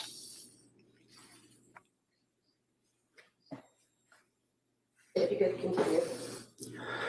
As for the sleep training, I needed a baby that slept through the night because I simply do not have the opportunity in my life to catch up on sleep. I just don't. If there was a time for me to nap every day, then that may not have been the case, but there really isn't. When Cal naps, I have to take care of Cora and Dawson. That's just how it is. It feels cruel to me that we did not do that to Cal, but the reality is we did what we had to do. I guess I also feel slightly traumatized by the sleep training, but that feeling was only really present when I was severely sleep deprived and paranoid. I know what we did was the right thing and okay. As for the breastfeeding, it kind of goes hand in hand with the sleep training. Once he started sleeping most of the night, it was then a daily struggle to keep up my milk supply.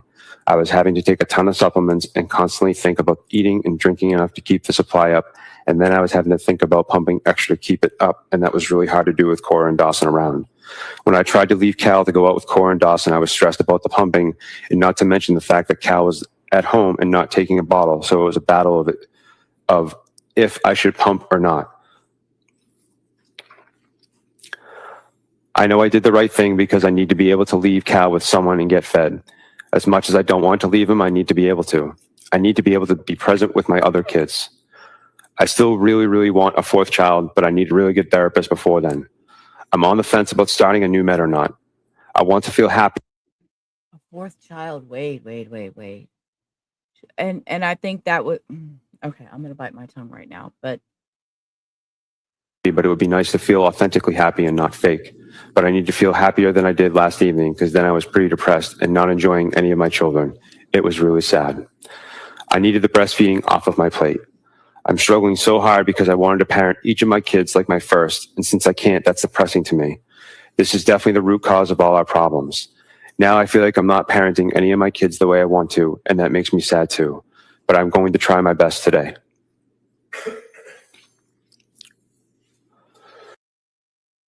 she said, I was going to try my best today.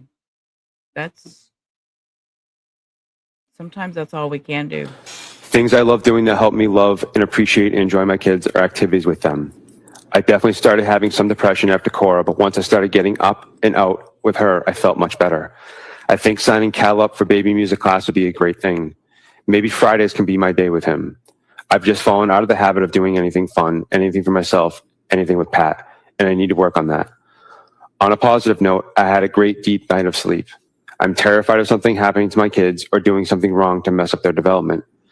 Our generation is inundated with information about every aspect of parenting and everything that go wrong if you don't get it right, and all the scary things happening in the world. It's insane. For the last 5 years, I've just filled my mind with all things parenting, and it's just unhealthy. Thank you. I'll pause there just to ask you, Steve, why do you feel it was Patrick's fault? That's an interesting statement. I can say that I felt like, in my opinion, he did not connect with the mental health issues that she was going through, and kept saying he didn't feel like she needed to be on the medications. And I'm sorry, but your significant other is not the one who should choose how you are medically taken care of. So I just had that question for you. Why do you feel it was Patrick's fault? And so everything that you just read would have been written and filled in by the user, correct? Correct. If we could go to the next one.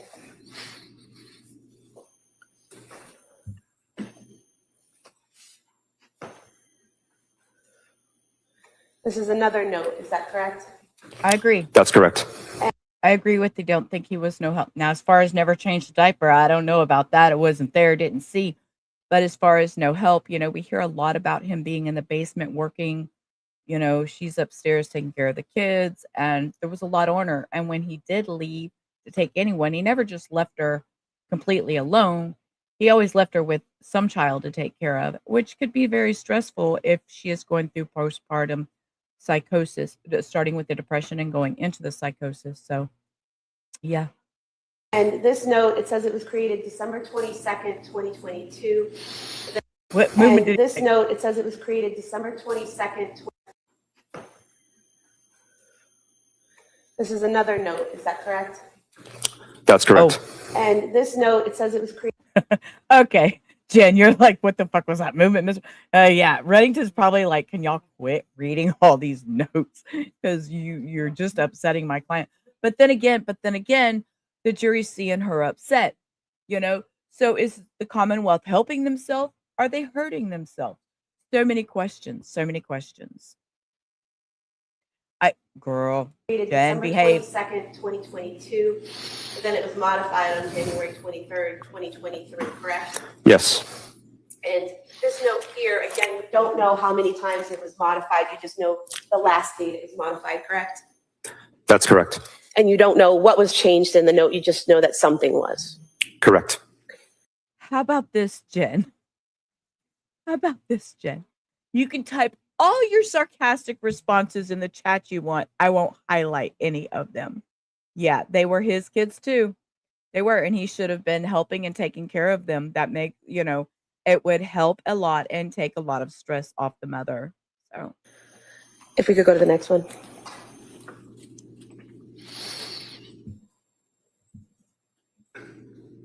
I'm drinking now, soup in from this my report, throat. Sorry. We're seeing some photographs. Is that correct? Yes. And why did you flag these photographs? The photographs had multiple modification dates relevant to the investigation. How so? The photographs have created, modified, and access date that are all the same. However, the metadata indicates a much earlier time. What is metadata? Metadata is data about data. An image is data. And with the Celebrite physical analyzer tool, you're able to see the data about, in this case, an image. Metadata would be the device used to capture the image. It would be potentially, based on the user settings, location data associated with the image, where the image was when it was taken, where the device was when the image was taken. A lot of times it'll tell the size of the image or the type of image file that it is. And so basically, when you look at the metadata of a photograph, you can tell what device was used to take it and the date that the photograph was taken on? Correct. And can you also tell if that photograph has been changed or modified in any way and when it was changed? Using the forensic tool, I can make inferences based on certain modifications. And how do you do that? In this case, the image here is a .jpg. That's the file type of this image. Therefore, I know that the image that I'm seeing is created, modified, and accessed on this date. However, it has a capture time of November 2nd, 2022 at 11:27:15 a.m. And is there something on here that says when it was modified? Where the cursor is now, it indicates the modification date. So above it is when it was created, below it's when it's modified? Or no, down here, capture time and the metadata is when it was initially created, correct? Correct. And you look at the source file, you can see the source file indicates that the image was modified under the component where it says adjustments. So just for the jurors looking at this report, here in the metadata, capture time is when the photo was taken. Above it, the 1/23/23, that's the date that the picture was changed in some way. Yes. And are you able to tell how the photograph was changed? I can do analysis based on an image and see that an image from its native format was modified. So basically, if I'm on my phone and looking at photos and I brighten something or I crop something, crop someone out of a photo, that would show it as being modified? It would show it as being modified. In this instance, it created a new file, which is why it has the created and modified date being the same. And so would it be accurate to state that on this type of phone, when you modify a photo, you can change that photo and leave it there changed, or you can create a new image with that changed photo? Well, with an iOS device, Apple has the capability of taking what's known as a live photo. It's a proprietary name with Apple, but the exact file type is HEIC file. HEIC stands for High Efficiency Image Container. HEIC or live photo is essentially that. It's a container or a burst of images that are taken over a very short period of time. It's a more effective way to store an image file within a device. It takes up less room. It also allows the user to have a multitude of pictures to choose from at a single point in time. If you modify an HEIC image to be a singular photo, you can save it to the file type known as a JPEG or JPG. So a live photo is one of those photos that's taken, and you see a little movement before it settles into the photo when you look at it? Yes, ma'am. And is that an automatic setting on iPhones that it's set to live and you have to change it if you don't want that feature? That's correct. And so if you modify the photo and save that photo, that modified photo is not live? Correct. And is that what you saw here? There were a lot of photographs of the children that were accessed and modified in some way? Yes. And during what time frame were these photographs accessed and changed? During the evening hours of January 23rd, 2023.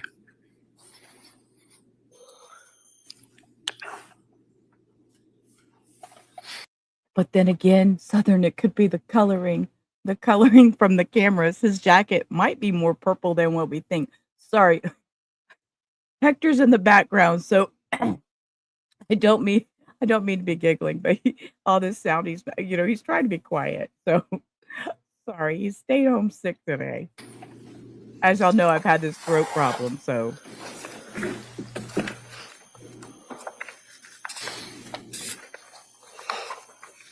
Okay, if we could go to the next, please.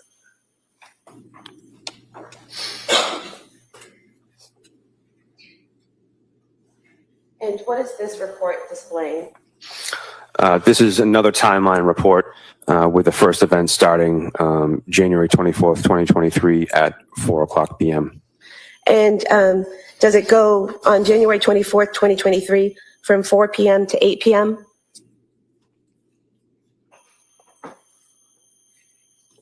That's correct. It encompasses.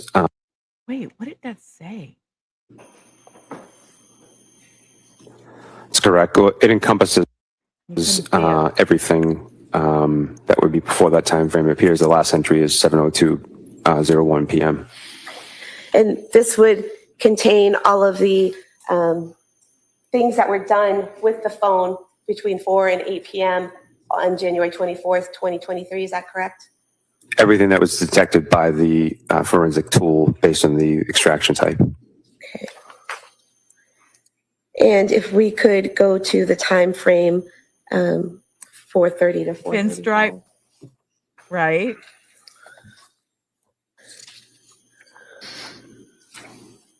Very distinguished.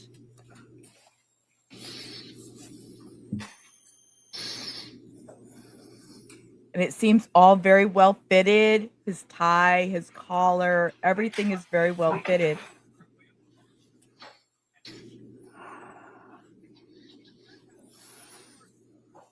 What? Come here. Okay, come on. Somebody has to come say hi. Okay, here's y'all's hi visit. Using the tool, we'll search Miralax. Looking here, starting at item 37 at 4:46 p.m. Is there a search for Miralax for kids on the phone? Yes. And again, we're seeing the search for Miralax for kids, 4:46:55, 4:46:55, the same time over and over again. Is that another example of one search showing up in multiple categories? Correct. As an examiner, I would be looking at the timestamp and also the category, second box in from the left, indicating that the Celebrate software has parsed it in multiple locations. You. Thank you for the flower, case wine. You're appreciated, Biddy.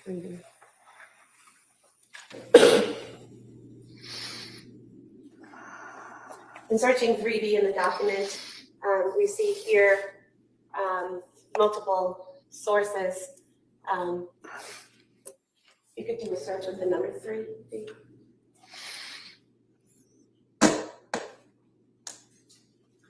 So we see here at 4:43 p.m. on January 24th, a search for the 3V menu, correct? Yes. If we could scroll down a little. And again, those are all at the same time, so they indicate one search for the menu. Yes, and the tools parsed it in multiple categories. And we could go back. Are you leaving? Was there also a search for an Apple Maps for 3V? Yes. And what time was that? I'm sorry, there's a glare.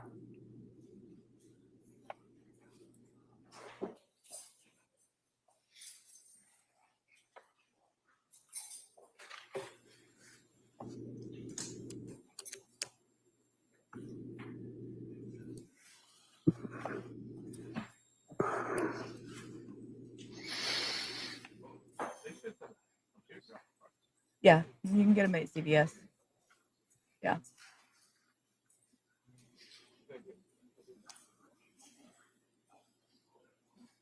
Do that. Bye.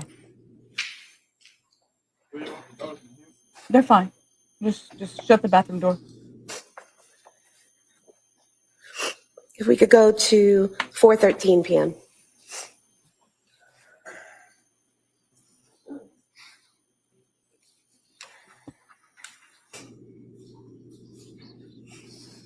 And here in Apple Maps, do we see 3V restaurant at 4:13 p.m.? Yes. And Chat saying hello. when you're using a map feature to look up a location, such as Apple Maps, what type of information do you learn when you plug in a location or an address into Apple Maps? A route preview. And does that route preview give you a length of time it would take to travel to that location? Depending on what you indicate as your originating location, yes. And so if you plug in 3V restaurant to Apple Maps and it maps out a route to get there, does it tell you from your location to 3V how long it would take to get there? Based on traffic conditions, yes. Because that changes constantly, correct? Yes. So if I open up my Apple Maps and I put in 3V right now from here at this time, the time it takes to get there might be different than say at 6 o'clock tonight. Yes. It's going to be different because it's going to be depending on traffic, lady. Come on. Oh my God. Sorry, Hector was leaving. He's going to get the some of the groceries and medication. He's came home with an earache, so that's what we've been dealing with all day.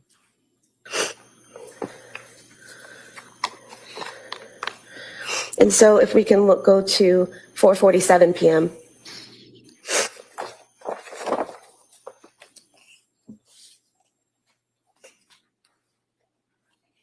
And here at 4:47. Okay. Look, Jen, let me be the smart ass to that comment, okay?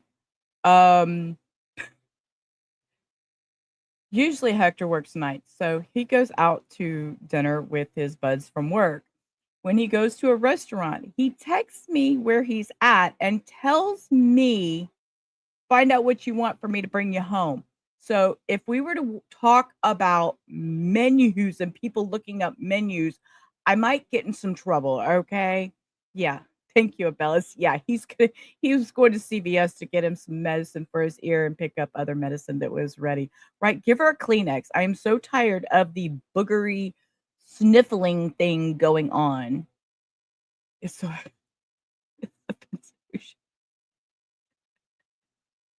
You think, oh, is that what you think? You think he fired the nanny to pay for? Okay. Well, we knew he had one, but look, he can't even get out the door, and this man's already texting me. p.m. Again, we're seeing the search for kids Miralax, correct? Yes. Is there also a visit to a CVS website here at 4:47:04? Yes, it's categorized in multiple categories within the tool, but it parsed an artifact at that time. If you could scroll down a little, please, to the phone call, the next phone call right here. This outgoing phone call at 4:48:21 to 781-585-6581. Did you learn that that was a phone call to the CVS at 189 Summer Street in Kingston? Yes. And so that would be an outgoing phone call from the defendant's phone to CVS. Yes. Can we go to 4:53 p.m., please?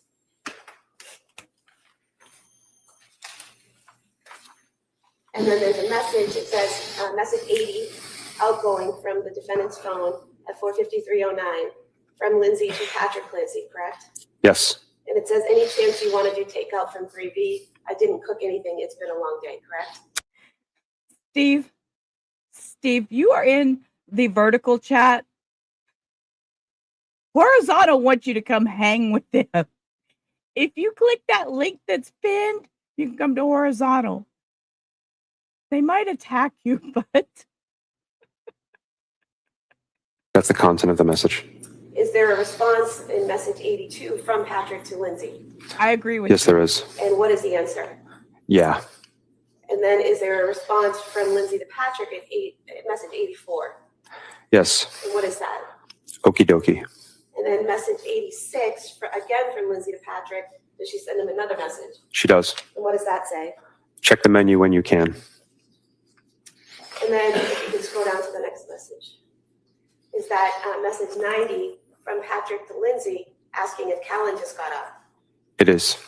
And then message number 92, is that from Patrick to Lindsay saying also, what are you getting? Yes.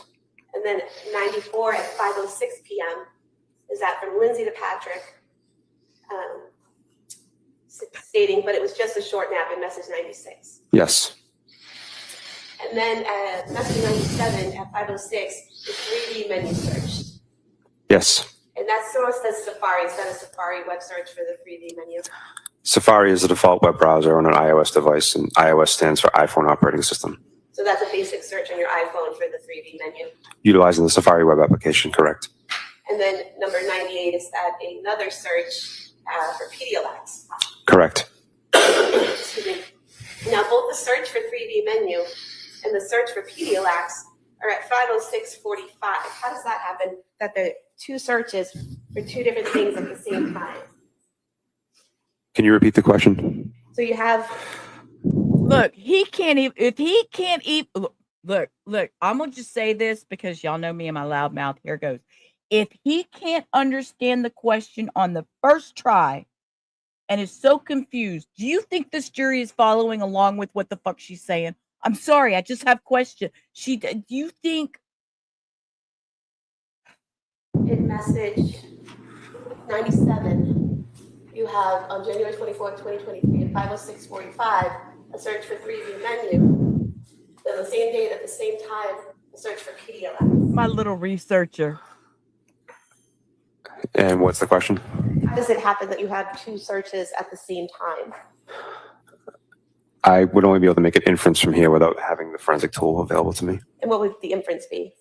That there was more than one tab open. Okay, so on your phone or a computer, when you're doing web searches, you can have multiple pages open, correct? Yes. And you can just click on whatever page you want to open, you can click on and that will open up.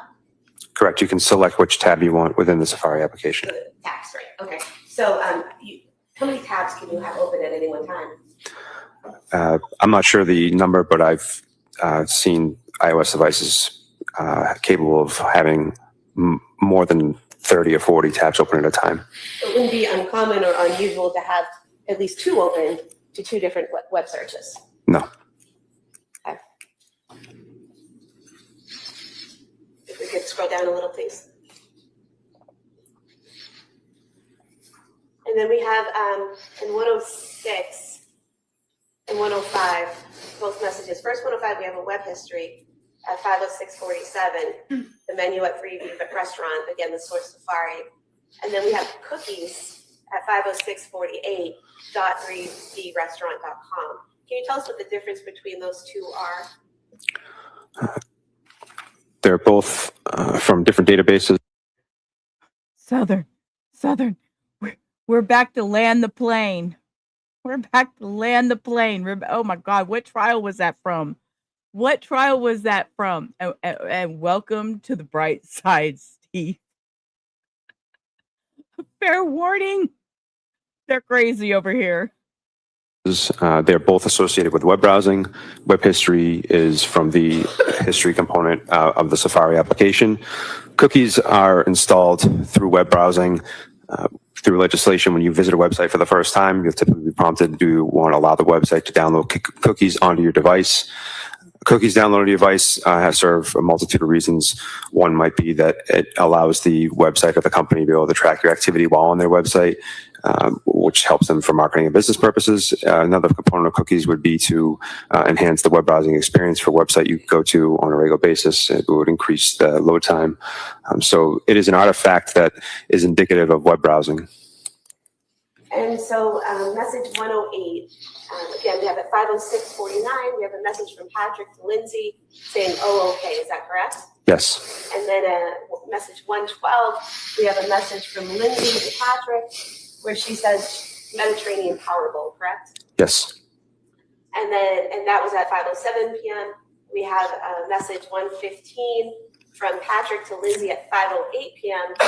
Okay, I'll do scallop and pork belly risotto. Is that right? Yes. All right.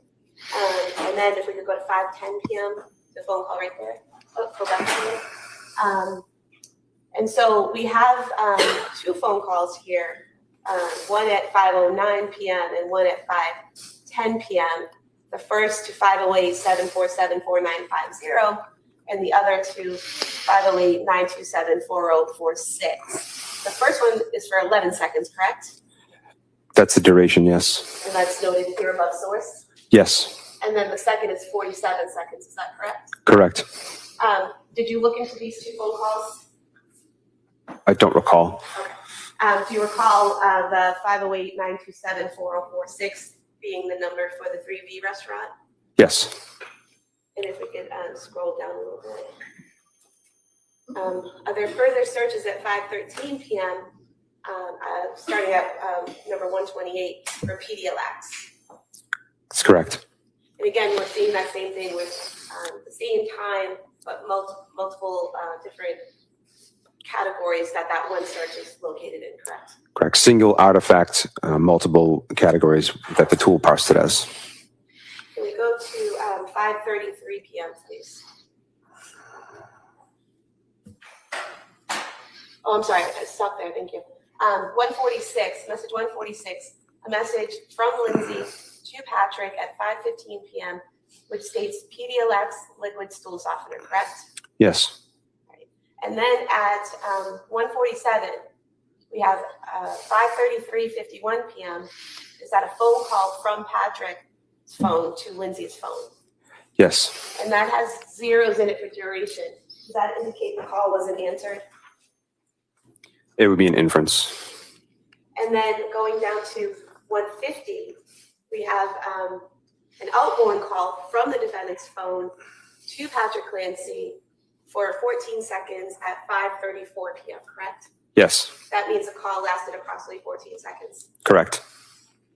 And then the last item there, item 152, that is an incoming call to the defendant's phone from Patrick Clancy, correct? Yes. And again, we have zeros here indicating that the call wasn't answered, correct? It's an inference, yes.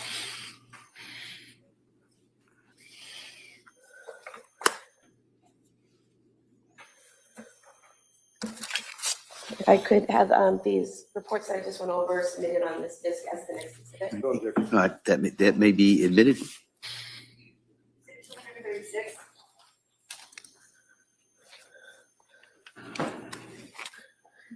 Did you also, looking through the defendant's phone, access the information on the calendar portion of the phone? I did. And the calendar portion of the phone, does that have different types of data, both populated by the phone itself and Apple, and then items populated by the user? Yes. Could you give us an example of something that would be populated by Apple and not the user? A national holiday such as Christmas Day would be populated by the operating system through the application of Calendar.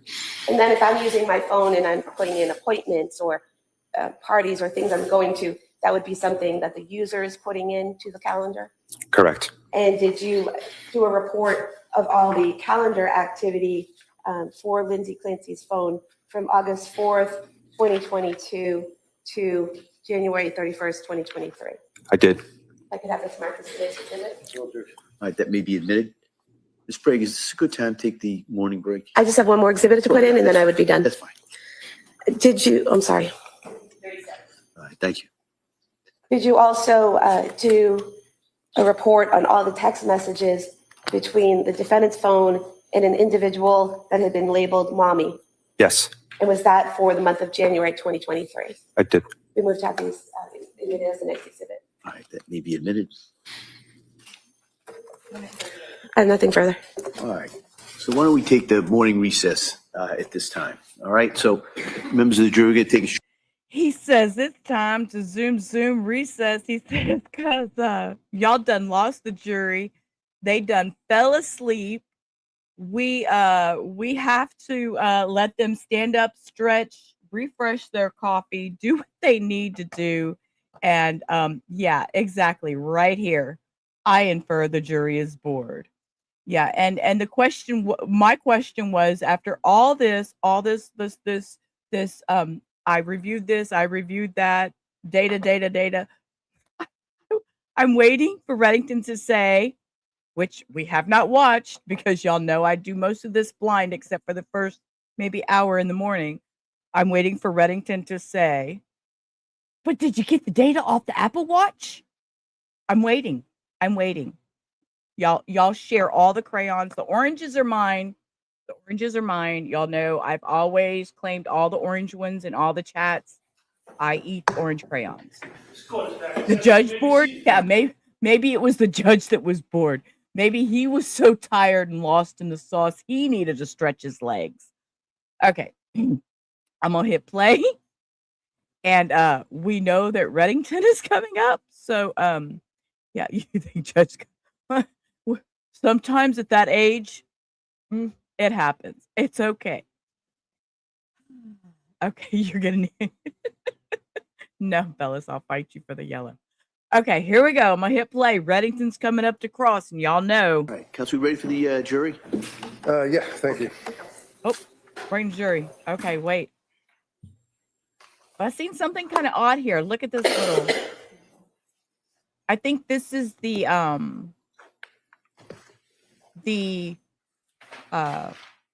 opposite data guy that the defense has prepared, I think is who that guy is that he was talking to. Okay.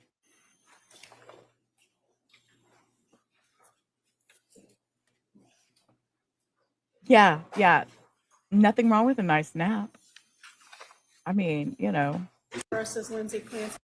Yes, Your Honor, thank you. Okay, here we go. Morning. Morning, sir. So you are part of the prosecution team that handles the downloads of Southern, I don't computers remember. and cell phones and things like that, right? Specifically mobile devices, sir, not computers. Mobile devices, okay. And the other gentleman that testified, Pavo, is that his name? Paveo, sir. Paveo. And he did the laptops that were found in the office, in the home, right? Correct. He has those certifications. Now, the district attorney had asked you some questions about different searches that you had done on Celebrate and on Axiom. All your searches dealt with Lindsay's cell phone, right? To clarify, sir, I did no searches on Axiom. Okay. You did searches on Celebrate. It's the only forensic tool I use, correct? All right. And basically, I'm just trying to get a handle on that you and your other brother or sister officers would examine, for example, the computers that were found in Patrick's office in the house, right? You didn't, but the other people did. That's correct. Microphone, And then Reddington. You got the computer, strike that, you got the cell phone that was Lindsay's cell phone, right? Yes, sir. And you then did, what's called an advanced logical of Lindsay's phone, is that right? That's correct. And what is an advanced logical? What does that mean? It's an extraction that utilizes the iTunes backup. Y'all know I'm looking into my crystal duck when I say he's going to ask about this Apple Watch. Y'all know.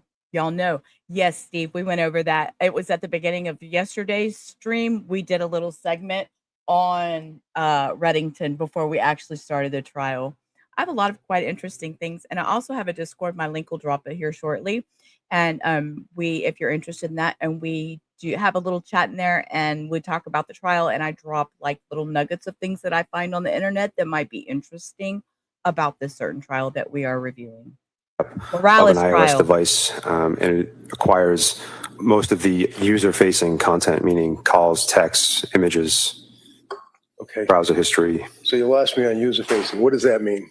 What the user sees when they're using the phone. Okay, so like if you pick up a phone and you open it up, then you're interfacing with the phone and you're looking at different things, such as photographs, emails, text, things like that.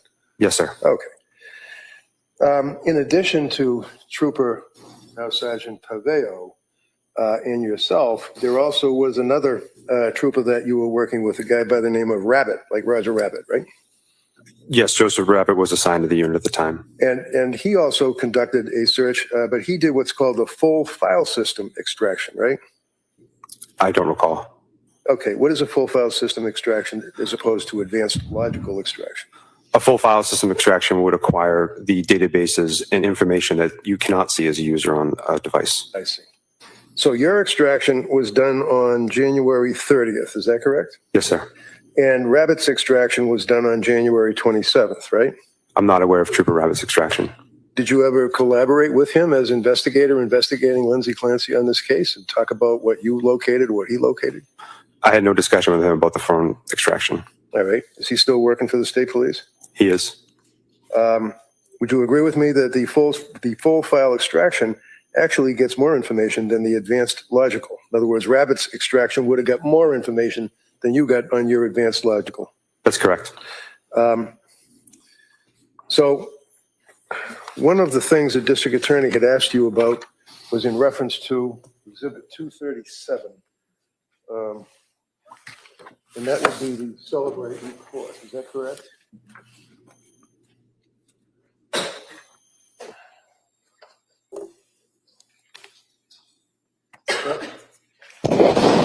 Basically, the caption for the extraction on the Celebrate report.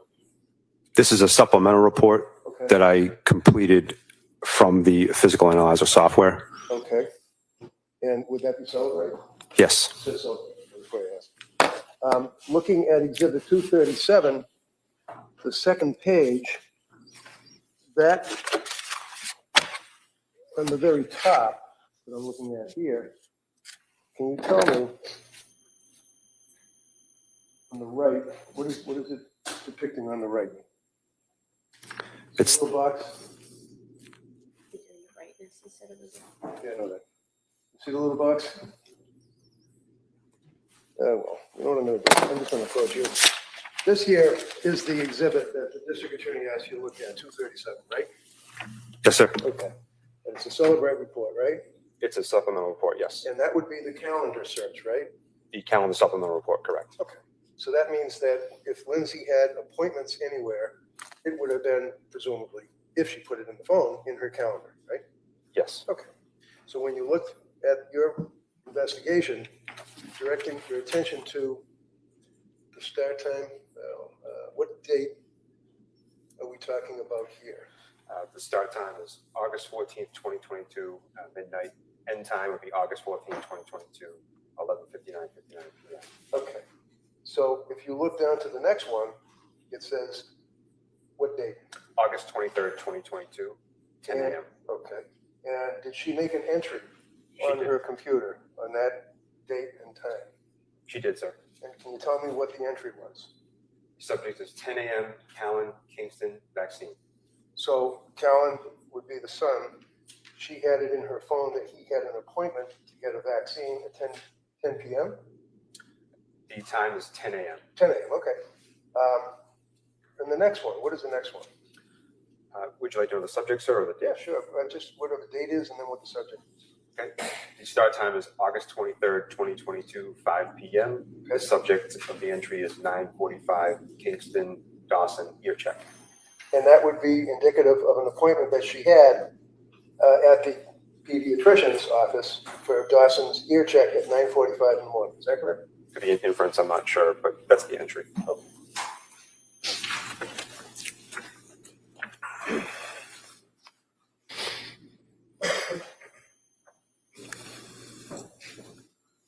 Now, looking at Exhibit 235, you can tell me, what is this document? I recognize it as a screen capture from an Axiom phone extraction. All right. And you did indicate you were Axiom qualified, right? I am not, sir. I'm familiar with the program as a result of my training with Great Key. Magna Forensics owns Great Key Technology, and in the training course for Great Key, process extraction is using Axiom, but I'm not certified in the software of Axiom. But you can interpret it. You understand what that shows you. It's just a listing of different activities on the phone, right? I'm aware of what the screenshot depicts, yes. All right. Can you tell me see the highlighted one, can you tell us what that is, the date, the time, and what it's referencing? Do you need a magnifying glass? References a website, sir. And what's the website? Mail.google.com. That mail, like M-A-I-L, right? Yes, sir. Okay, does it indicate whose mail it is?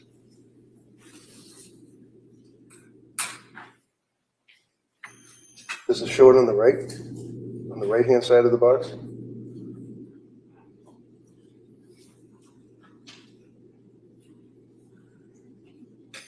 I can't definitively determine whose mailbox it is. Okay. Trooper, I'm going to ask you, make sure you keep your voice up, okay? Yes, Your Honor.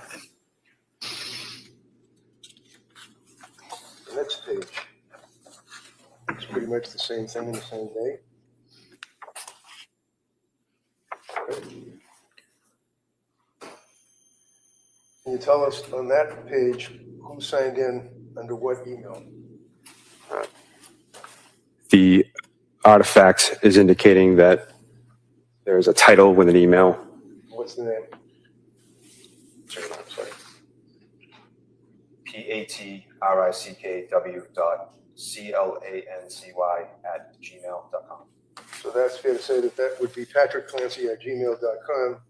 That's his email that signed in on Lindsay's Facebook. I can't confirm that. Okay.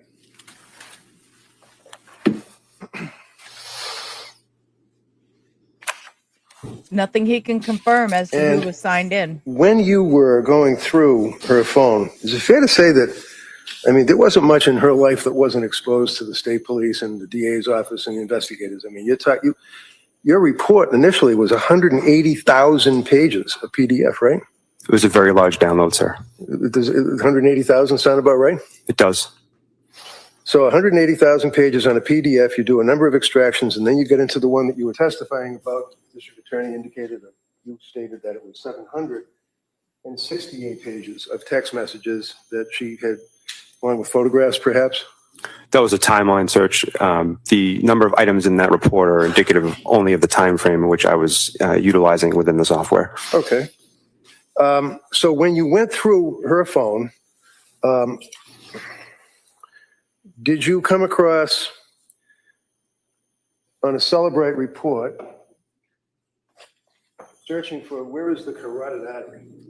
I don't recall. Did you come across, might be easier this way.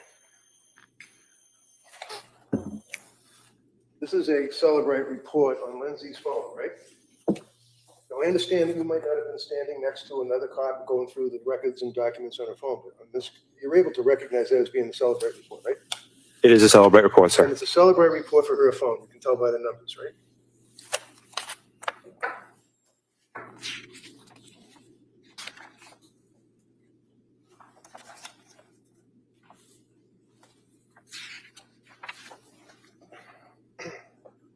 Maybe this would help a little bit.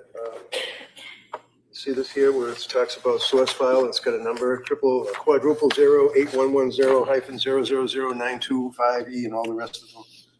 That would be her phone, right? I don't have that number memorized. Of course not, but it would be in your report? Yes, sir. Okay.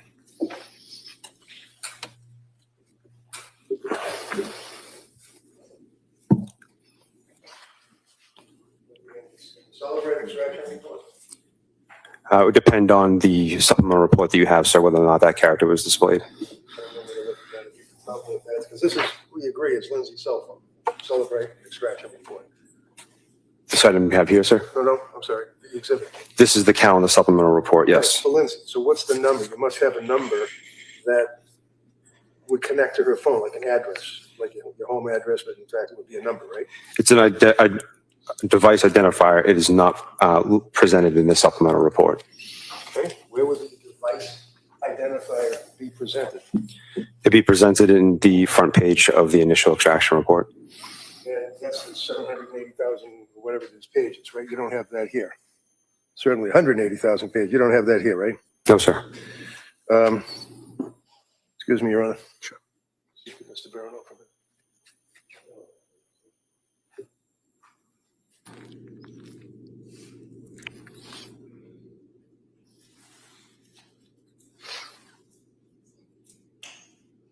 It's interesting. I find it very interesting that he's stopping and conversing with his specialist while this specialist is on the stand being crossed.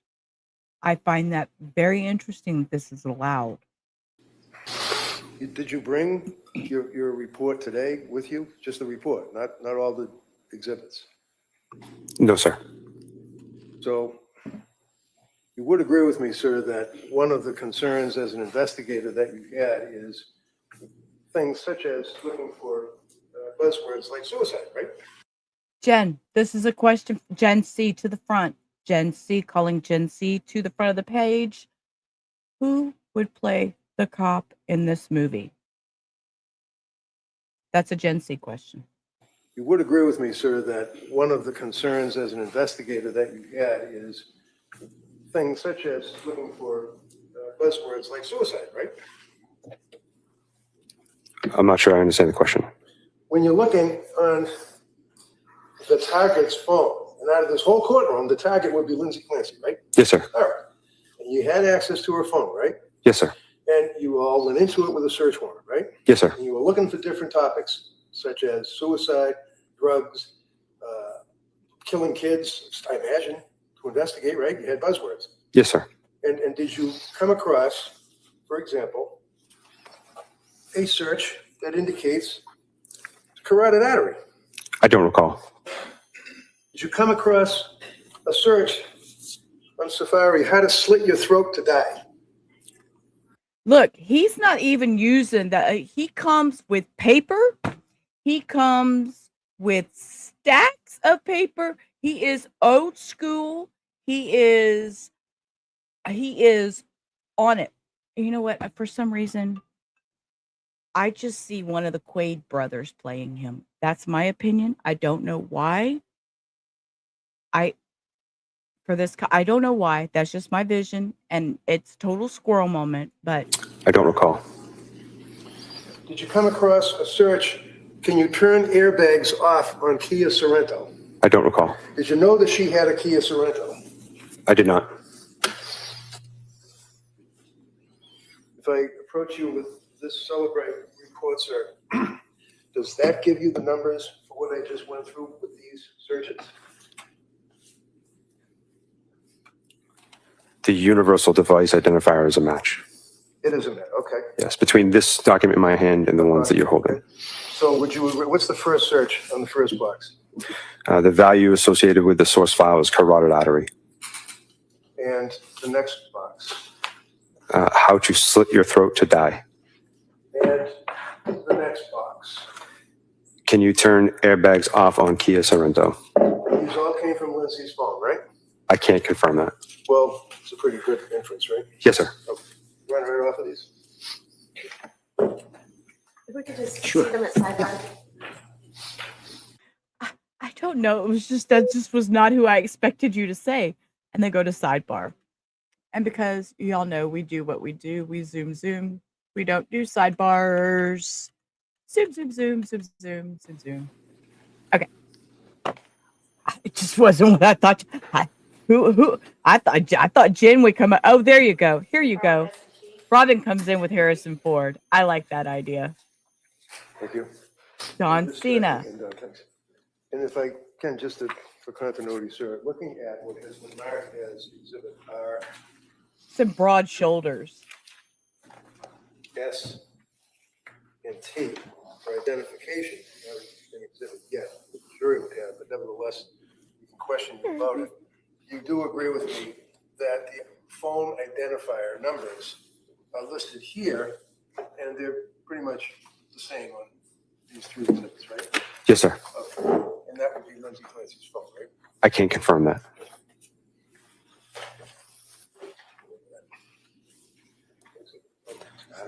Yes, sir. So I've just handed you Exhibit 237, sir. Can you tell me what that exhibit is? The district attorney questioned you about it.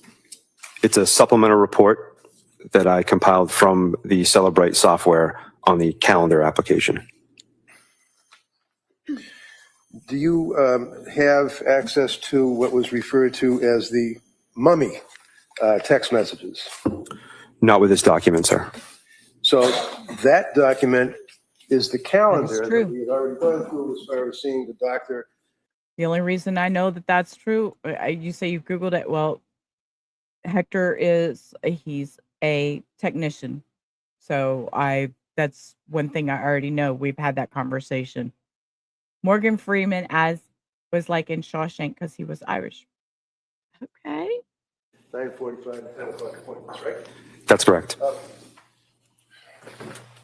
Sorry. Is the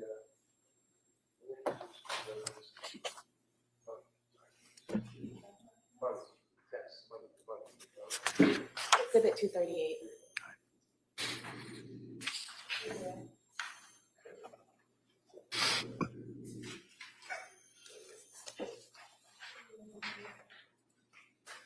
No, that's horrible, Steve. Exhibit 238, sir. If I may.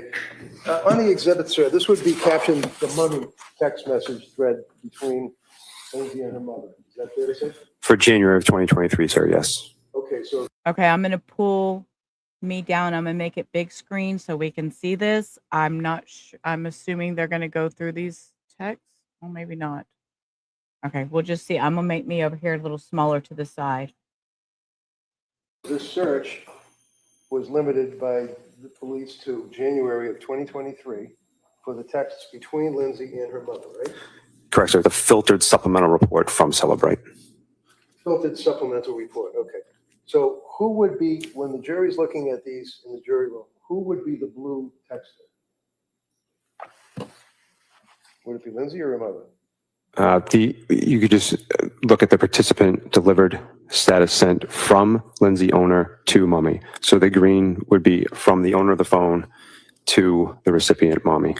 Okay, so green would be Lindsay, blue would be the mother. That's correct. All right. Now, give you Exhibit 238, and just a representative example. I mean, looking through, I remember that commercial. well, you look at September 28th at 6:18 in the morning.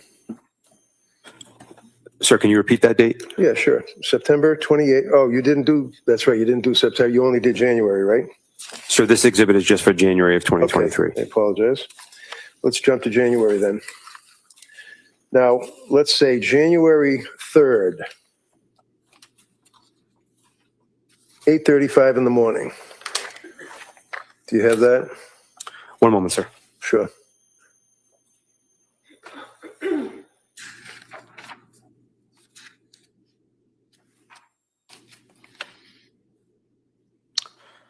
Yes, sir. And what did Lindsay say to her mother on January 3rd at 8:35 in the morning? At 59 seconds, sir. Yeah. I'm all right, period. Anxious about meeting with the whole psychiatry team. How about the next message that she sent at January 3rd at 8:37 in the morning? In 31 seconds. Sure. I'm just worried they won't send me home soon. Now, do you know, as a police officer working on this case, what she meant, send me home? Do you know where she was on January 3rd? It would be an inference only, sir. That's all right. You can infer. I believe she was in a medical facility. McLean Hospital. I recall that hospital being mentioned.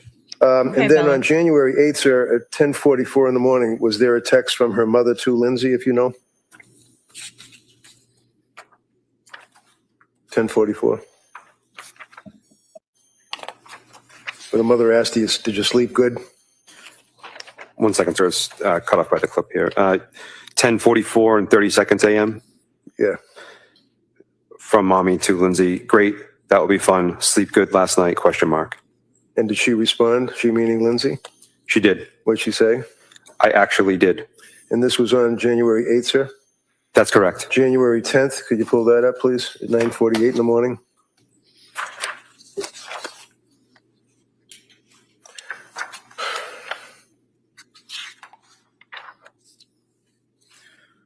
I apologize, sir. Can you repeat the time on the 10th? 9:48 in the morning, beginning with mother asking questions of Lindsay. Still sleeping good? Question mark.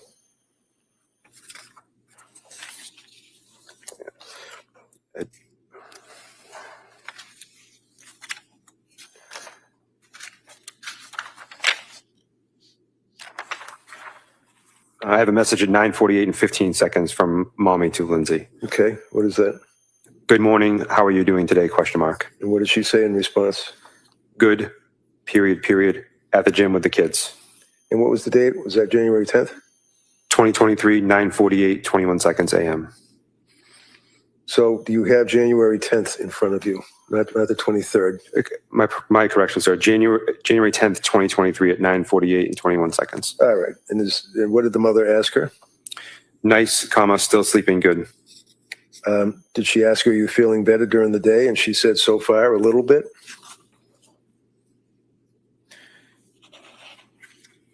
Would you like me to read that, sir? Yeah. At January 10th, 2023, 9:53:01 seconds a.m. Are you feeling any better during the day? From mommy to Lindsay. And go to January 12th, 11:09 in the morning. I wanted to say thank you, Tree, for being there and watching over there on Kick. I do stream on Kick. It is an open chat. I don't monitor it or anything, but it is there for all to watch who don't get time to watch it on YouTube, who do enjoy the Kick streams.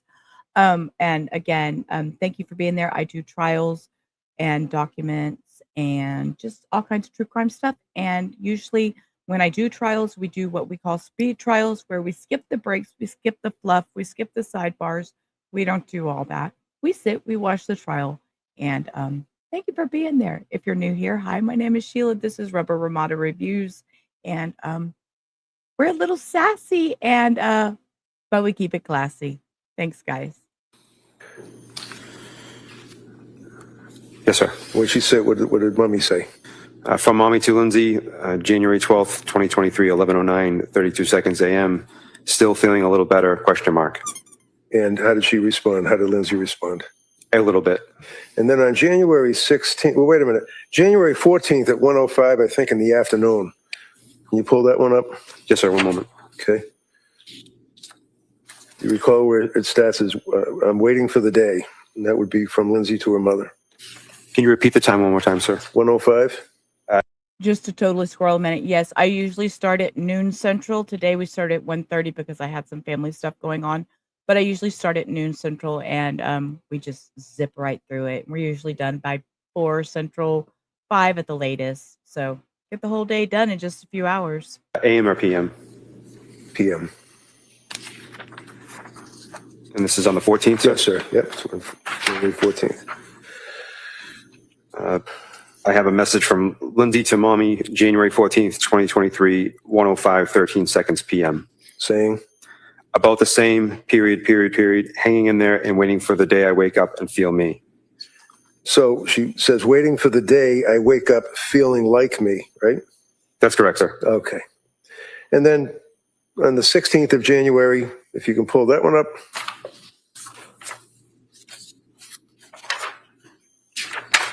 Thank you for clarifying that, Cindy. January 16th at 10:20.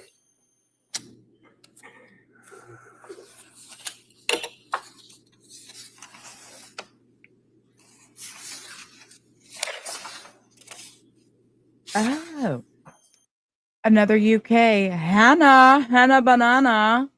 Oh, I think Hannah was eating, or she might be taking a nap. So Hannah's on your time too.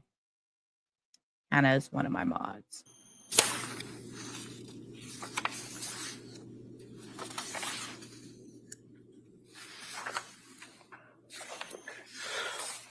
I have a message from Lindsay to mommy, January 16th, 2023, 10:20, 24 seconds AM. And what did it say? It was fun, period. Cora and Dawson enjoyed, period. Now, did it make reference at any point in the text that that was a reference to the Cape Codder? Is that in there at all? Do you see it? It was fun, referring to what was fun, if you know. I have a YouTube channel by the same name, Rubber Ramada, and I stream on YouTube usually. I just have Kick on as a secondary backup. Not in this particular message, sir. Okay. And then continuing on, sir, January 18th, would you agree that she inquired of her mother, or the mother asked, are you starting a new med? She said, I did. I started it two nights ago. And that basically the mother was asking her about her medications and how she felt and how she was doing, right? One moment, sir. I just have to get to that point.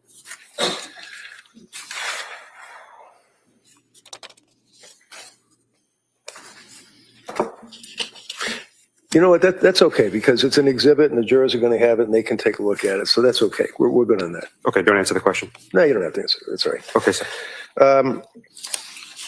Now,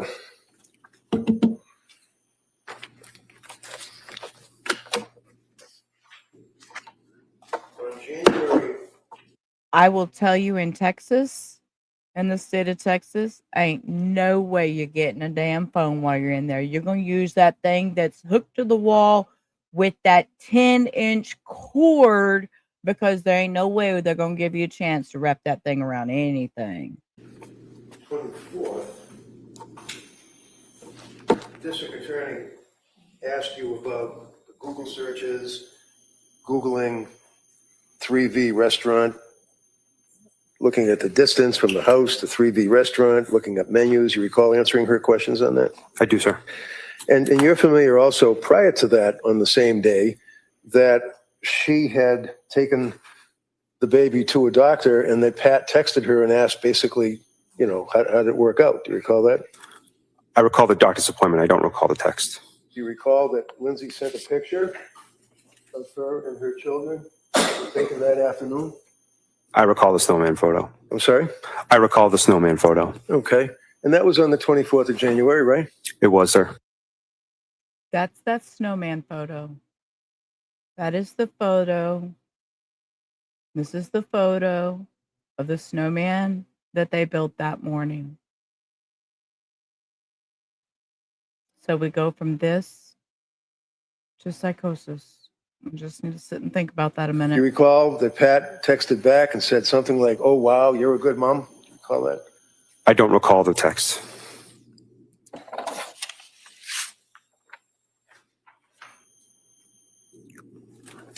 I can tell you I'm fine. One of the other. It's just like that conversation people talk about when somebody says, "Hey, are you okay?" Are you really going to stop and dump on them, or are you just going to say, "Yeah, sure, I'm good. I'm good. I'm fine. I'm fine." Think about that. Think about how often that happens in life in general. How are you? I'm fine. When in reality, you're fucking crashing. You're dealing with shit. You've got so much other thing. Oh my God, my husband's texting me. He's texting me pictures. He thinks he found Oliver Tree. He's texting me pictures of people in CVS. Y'all, I am going to lose my... Other searches that you did.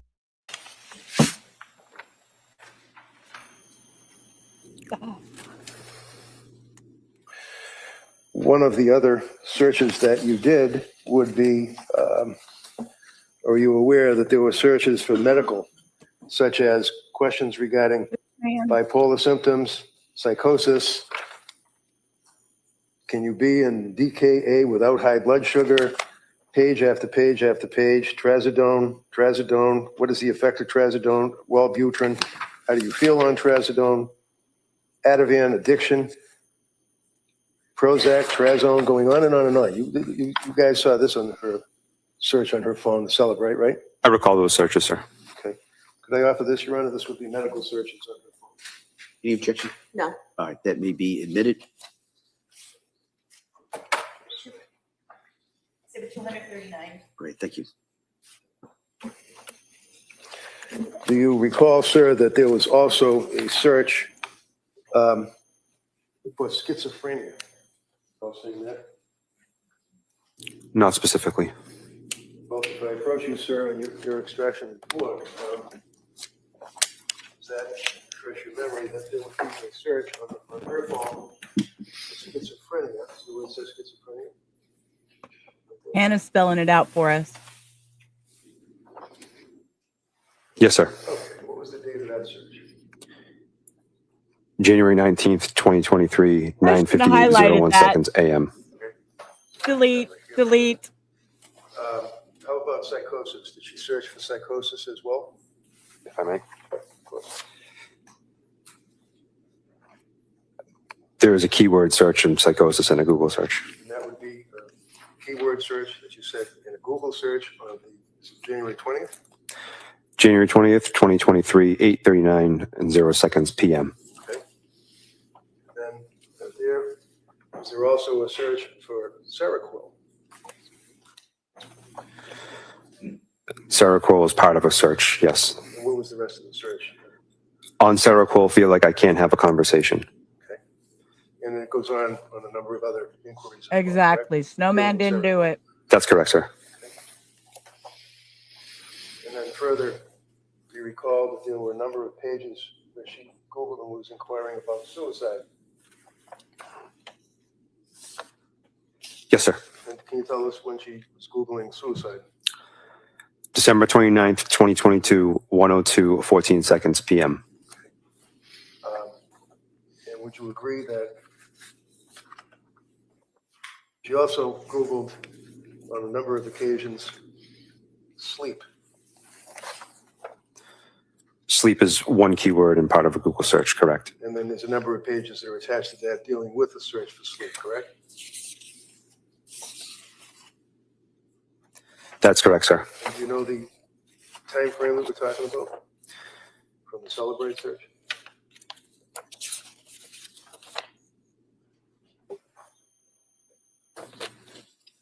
Multiple entries, sir. Majority of them are in. I was just fixing to make a comment about Nightbot. He seems to be excessive at times, but I have him set so my mods do not have to drop these in there. So Nightbot every 30 minutes does certain triggers, and every 60 minutes another trigger, which is depending on what I'm streaming, and doing a trial right now with trigger warnings and everything else and do not contact. It is set on timers to where it will come off every 30 minutes and every 60 minutes for certain ones. So sorry if it seems a little bit much, but with this trial, I felt it was very necessary. January of 2023.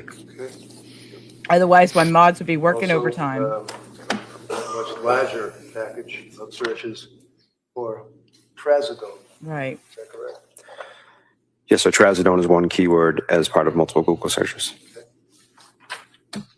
Zoloft. Correct. What's the time frame? If I may just remove this, sir. Yeah, sure. Earliest entry is December 31st, 2022, 4:07, 48 PM.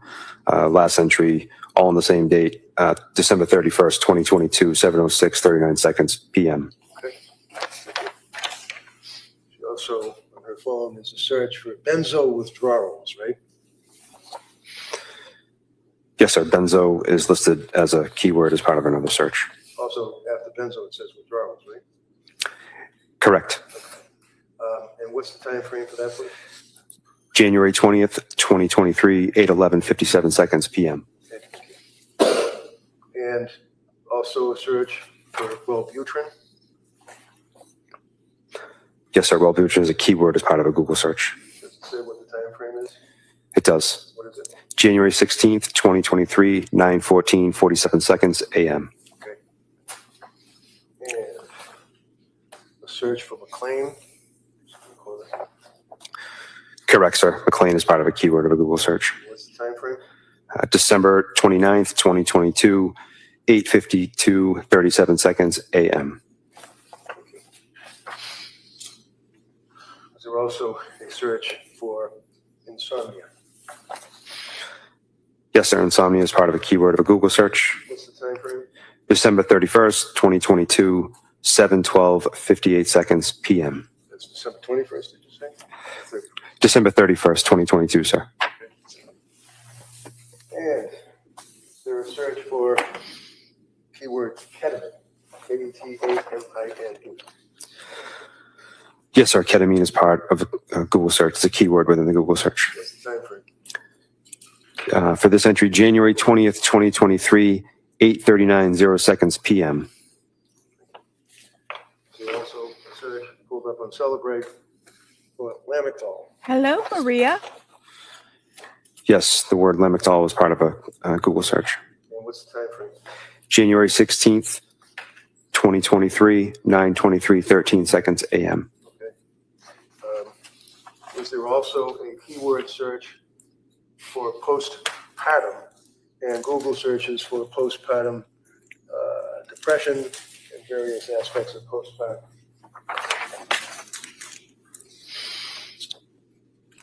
Yes, sir. And what's the time frame for it?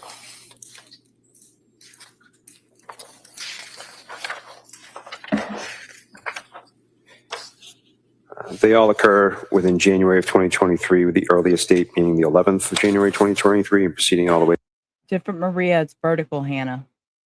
within January of 2023, with the earliest date being the 11th of January 2023 and proceeding all the way to the 19th of January 2023.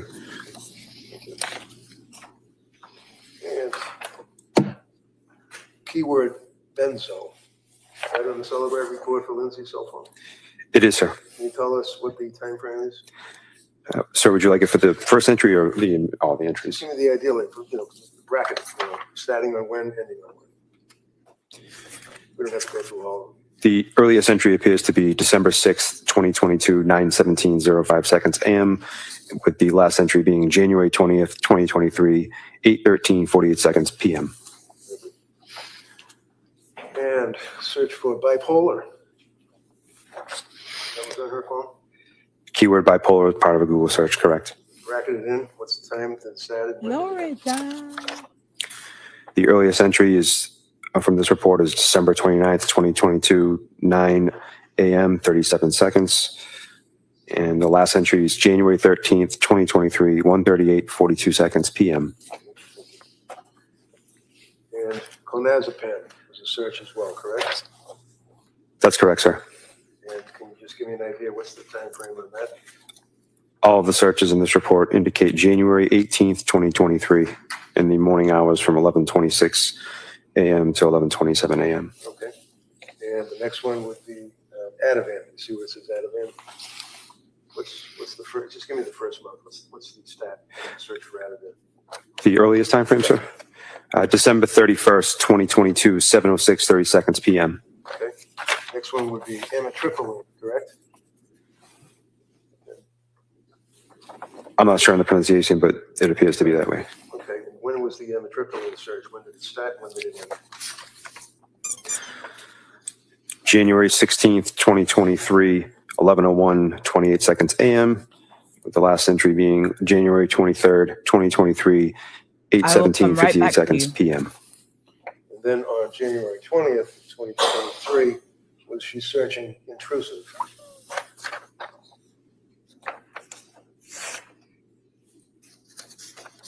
That's correct. Okay. And then finally, sir, on January 19th of 2023, was she searching hallucinations? Yes, sir. 10:33, 49 seconds a.m. Sir, I would offer these. I could just look them over. Sure, yeah. You're welcome. Okay, to address your question, this trial is about, this is Lindsay Clancy. She is the mother who went through what many of us feel, and they are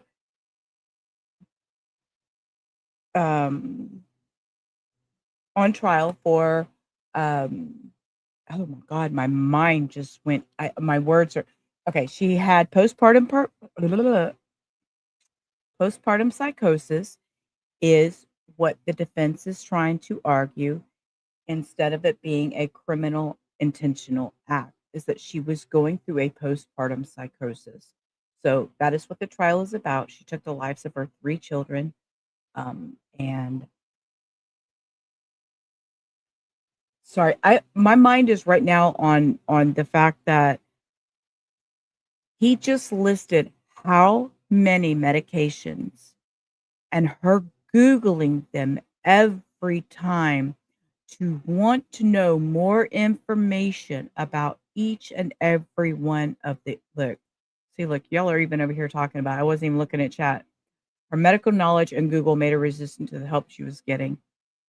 Yeah, I understand that she wanted the help, but as much as she's Googling and you Google and you get this bad information, that's like Hector over here Googling his earache. What could cause it? Oh my God, I'm going to have cancerous bulge behind my ear because Google said my earache because it's in, sometimes you have to stop Googling shit. Google is not always your friend when you're searching for information like this. So that's where my mind is right now, is her Googling all these different medications. And then you read on it and you hear all these side effects and these negativeness, and you think, oh, well, but they said this would help, so let me Google this one. Oh no, look at all those. So I'm absorbing that because I've been there, I've done that. It's not healthy emotionally or mentally when you are Googling all these medications and seeing these side effects. I just want to say that. Sure. Thank you. Sorry, I squirreled. I just.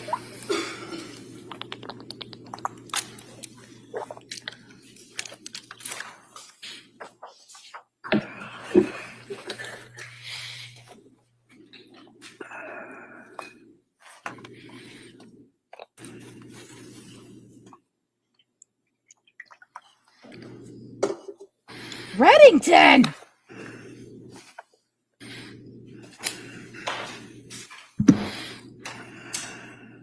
Right. No, Hannah, I get that. And we've always said this is a very open chat, very open to everybody's thoughts and opinions.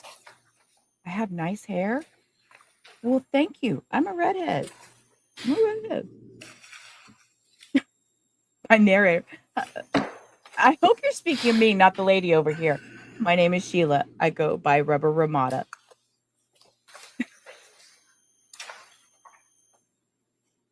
Lady, we don't have time for you to pick through papers. Zoom. Why don't we do that?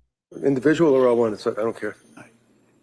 It's individual. Is one individual or all one? I don't care. Why don't we do that? I hate to do this to you. Why don't we do it individually? Just might be easier down the road. Okay.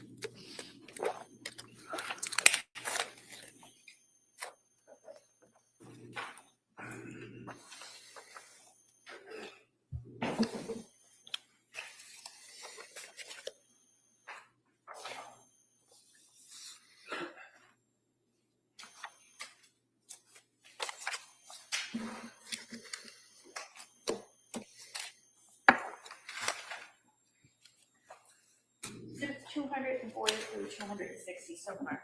Thank you. Thank you. I apologize. I neglected to ask about this Celebrate extraction report from Lindsay's phone. This is really me is another extraction search on her phone. Yes, sir. It's a supplemental report for searched items.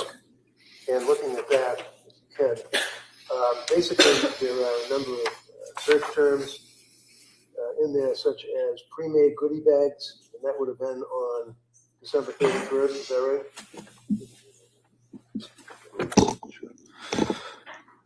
Yes, sir. All right. And what's the next one underneath that that would be on December 31st? Child with bloated belly and lethargy. How about the next one on December 31st? Children's Motrin stores. What about the next one on the 31st? Children's Motrin. Next one.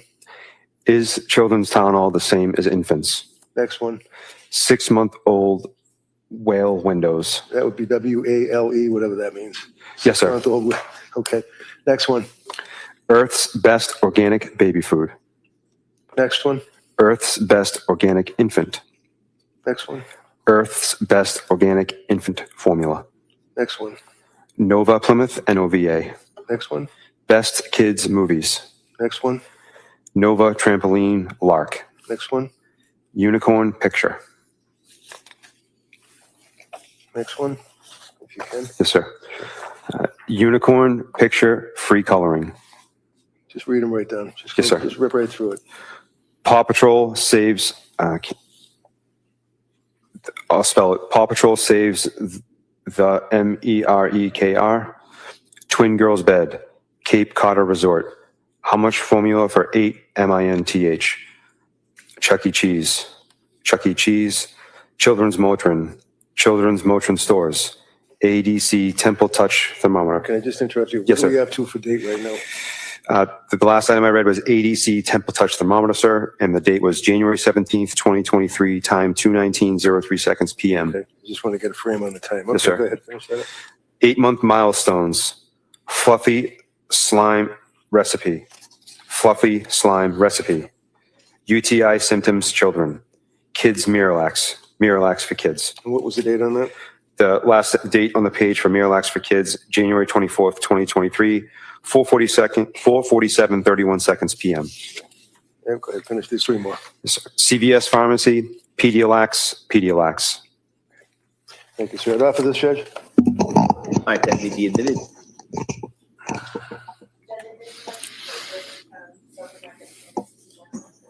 Yeah, 261. Yes.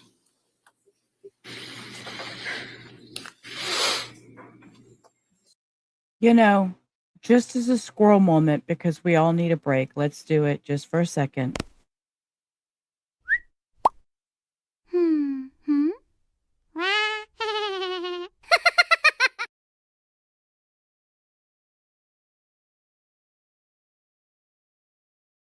And what I have Googled just recently, Reese's ice cream recall, Internet Archive, how much Benadryl was in Lindsay Clancy, Andrea Yates, DSM-5TR, Weather Today, Fort Bend Rickards Research, Texas DPS appointment, Zoloft, Ian Diaz, benzodiazepine, Pima County Sheriff, buspirone, Carol Coronado trial, Seroquel, DBT, CBT, EDMR. So do y'all understand? Your searches are all over the place. So just looking at somebody's search, I mean, you go in exactly. Here you go. We at the duck pond, we call them crawfish holes because the crawfish hose is what you get all around the duck pond, and you don't step in them because you'll break your ankle. Take it from experience. So you see how quickly looking at somebody's Google searches, you would think I'm a nut job. Just saying.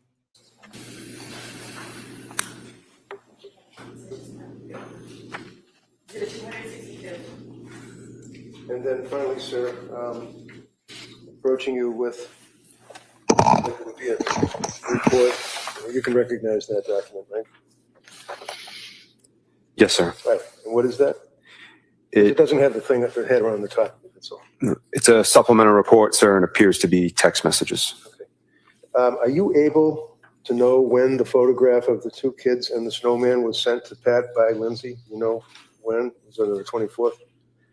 If you know. I would have to look at the extraction. Okay.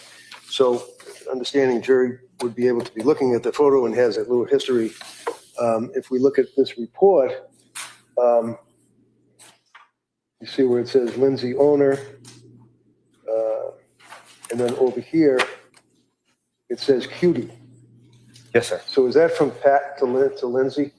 That's correct. And what's the date and the time? January 24th, 2023, 8:19:45 a.m. Okay.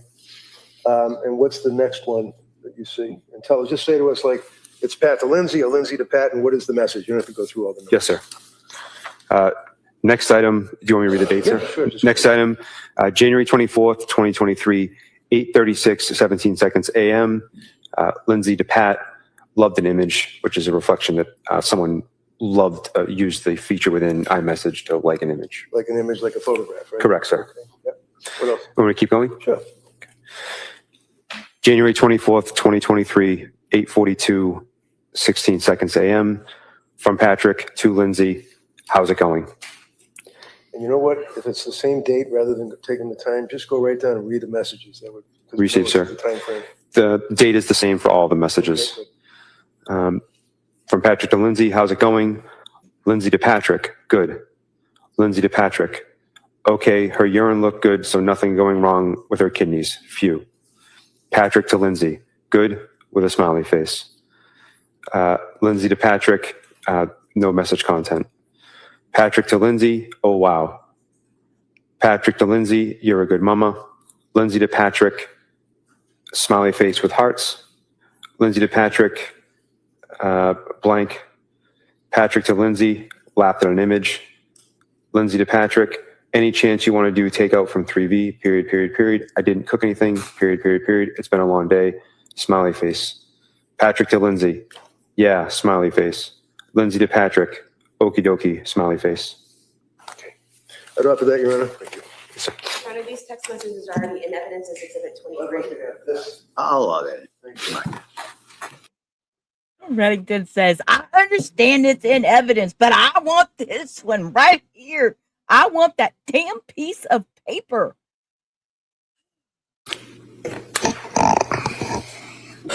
But according to those text messages, she presented herself as fine, which it's psychosis. It's psychosis. It changes in an instant. Finally, District Attorney spent some time asking you about modifications to a photograph, and I think it was of the little baby. You recall that line of questioning? Yes, sir. What did that mean? Does that mean that someone, or Lindsay or someone on her phone, changed the photograph of the little baby? Is that what that means? It means that the photo was edited in some fashion. So that could be like coloring? It could be a variety of things. Like what? As I indicated in my earlier testimony, it could be that someone took a live photo, and instead of having it be a live photo, which is multiple bursts of images, they took it down to just a single photo. Anything else that can be modified? Multiple things, but from the extraction, that's the only thing I was able to determine. So you weren't involved in the search of the Clancy house on the 24th, 25th, were you? No, sir. Were you aware that there were photographs of the kids hanging in virtually every room, kitchen, living room, bedrooms? Did you know that as an investigator on this case? Sir, I was not involved in the search. You know that there were dozens and dozens of photograph albums, little babies, all over the house. Did you know that? I was not aware of that, sir. Thank you. Commonwealth redirect? Yep. All of the exhibits that defense counsel just put in about the searches for psychosis or certain drugs, are those all available in the disc exhibit 236 in some of those reports where you can search the word and all of those mentions will come up? Yes.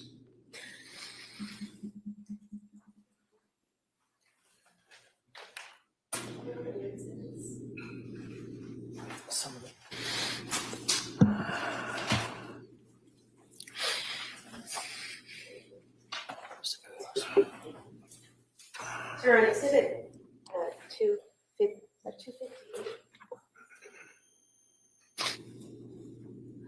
Thank you. The search is about psychosis. Some of those searches were for psychosis symptoms on January 19, 2023. Is that correct?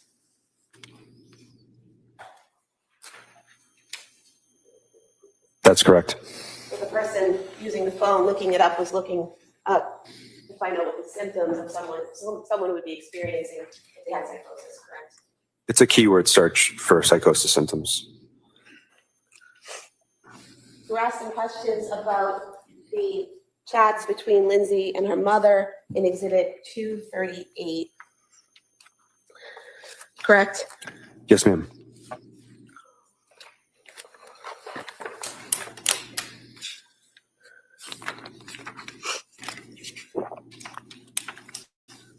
Oh, that was a hard gulp of water right in my ear.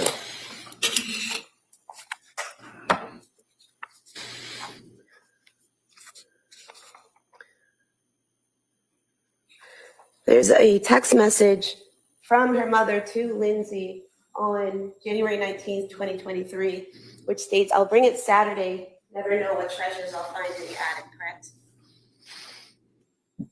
That's correct, ma'am. Seeming to indicate that her mother is going to visit her that Saturday, correct? From the text message content. It's an inference.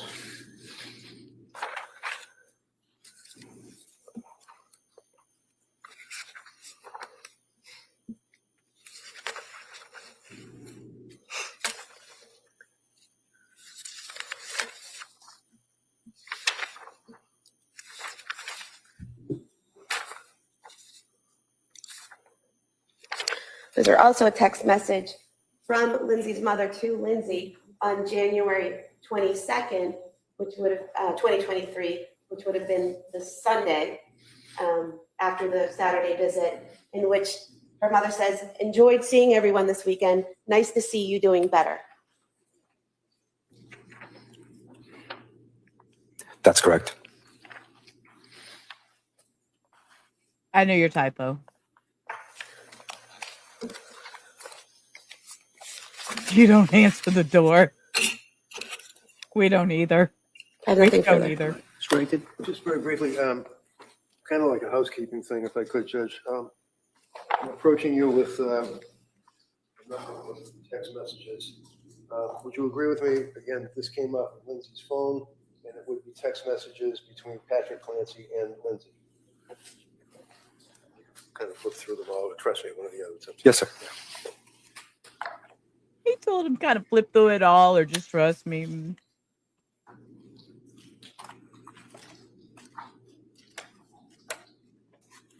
Maria, my chat's going to end up coercing you to come to the other side.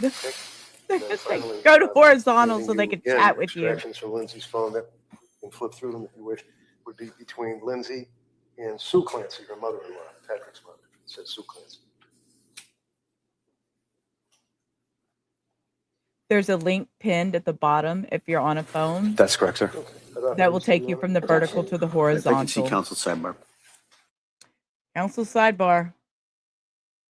So they go to lunch.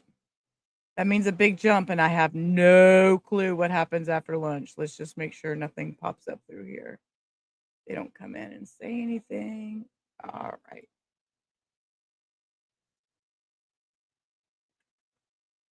Zoom, zoom. Council, we ready for the jury? Yes. Hi.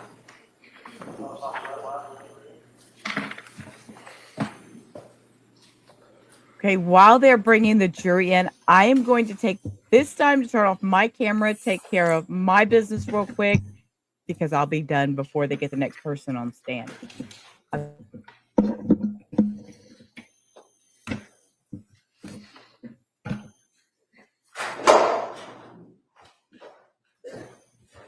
Court, all rise. Jury's entered.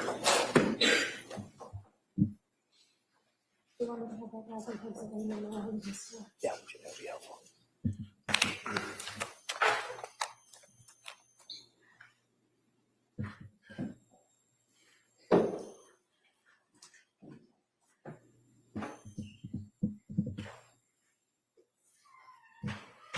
This court's now in session. Please be seated. Your Honor, for the purpose of the record, we return back to the trial of Commonwealth versus Lindsay Clancy. All parties are present, including the defendant and including the 18 jurors. All right, thank you, Madam Clerk. Thank you, members of the jury. We're going to now return to the Commonwealth's presentation. Ms. Sprague? Thank you, Your Honor. Commonwealth calls Joshua McGilligan.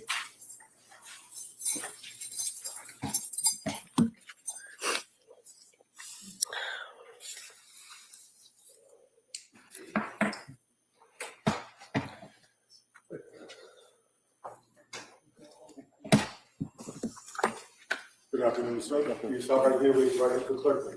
Good afternoon. Do you solemnly swear that the testimony and the evidence you shall give to the court and the jury will not melt any between Commonwealth and the truth and nothing but the truth? Thank you, sir. You may proceed. Watch your step, please. All right, good afternoon, sir. Jury Sprague. Thank you, Your Honor. Good afternoon. Can you please state and spell your name for the record? Joshua McKelligan, McKelligan. Where do you work? Massachusetts State Police, How long have you been with the state police? since December 2013, In January of 2023, where were you assigned? to the Plymouth County District Attorney's Office. And what was your role there? I was a trooper assigned to the Homicide and Major Crime Section. And could you tell us within that unit what the role of a case officer is? Case officer is assigned cases as they come in, and the case officer then is the point of contact for the District Attorney's Office, the state police, other agencies. And as a case officer for a homicide, for example, when you respond to a scene and you're doing the investigation as time progresses, is the case officer doing every part of the investigation? No. What is the role of a case officer in terms of managing or collecting information? Is to try to gather everything, and then we try to keep track of what's been going on with the investigation. And so within the State Police Detective Unit at the Plymouth County DA's office, there are a group of troopers that work there, correct? Yes. And do you work as a team on any homicide investigations you're working on? Yes. And the case officer, is it their role to collect information and evidence from the other troopers as they gather it? Yes. Do you have a supervisor when you are the case officer? Yes. I want to direct your attention to January 24th, 2023. Did you learn that day of an incident that had happened at 47 Summer Street in Duxbury? I did. What time did you learn about that approximately? About 6:45 p.m. PM? And how did you learn that information? The duty lieutenant in the state police headquarters in Middleborough called me. Once you had that information, what did you do? I called my supervisor and then responded to Duxbury. And where in Duxbury did you respond? I went to Duxbury Police Station. And at that point in time, did you know that you were going to be the case officer for this case? Not when I responded, but at the police station, I was informed I was going to be. And at some point in time, did you go to 47 Summer Street in Duxbury? I did. And when was that? After I got a search warrant, I went to the house. It was probably, I think, around. Thank you for being here. If you haven't liked the channel, might subscribe, hang out for a while, come back, hit the thumbs up, notification bells to all. I try to go live Monday through Friday at noon. We do trials. We do them on speed trials, all that fun stuff. Thank you for being here, Maria. I've enjoyed your company today. Early morning, between 3 and 4, sometime like that. Between 3 and 4 a.m.? Yes. So it'd be the early morning hours of January 25th, 2023? Yes. And did you take part in the search of the home? I did not. What was your role there at the home that night or in the early morning hours? I just went to observe the house, just to see what the scene in the house looked like. So other officers were conducting the search? Yes. At the scene, did you eventually walk through the house? Yes. And was that before or after the search was executed? After the search. At some point in time, did you go into the master bedroom on the second floor? Yes. And what did you observe in that room? I remember a tent style, like covering a crib, I believe. There was a mirror in front of me. To the left, there was the bed. And then I remember blood on the floor. And you said to the left, but pointed with your right arm? No, it's my left hand. Your left, okay. Yes. All right. So you go into the bedroom, and what do you see anything on the floor, on the walls, the bedding, anything? Yes, just going off of memory, I remember there was blood on the floor, and the mirror was kind of like straight ahead from the entrance of the door. Okay. And was a video taken of the house that included that room in particular? Yes. I'd like to move to submit the scene video from the home as the next exhibit. Any objection? No. All right, that may be admitted. 164. And if we could play the portion of the video for the master bedroom. Oh, okay. Okay, we are adults here. I was looking for a trigger warning. There should be a trigger warning somewhere through here. Here's one. Here's one. Trigger warning. I have no clue what they are fixing to show. Again, we are all adults here. And if this is something you cannot handle, please step away from the screen because I have no idea what they're going to show. So, thank you, Cindy.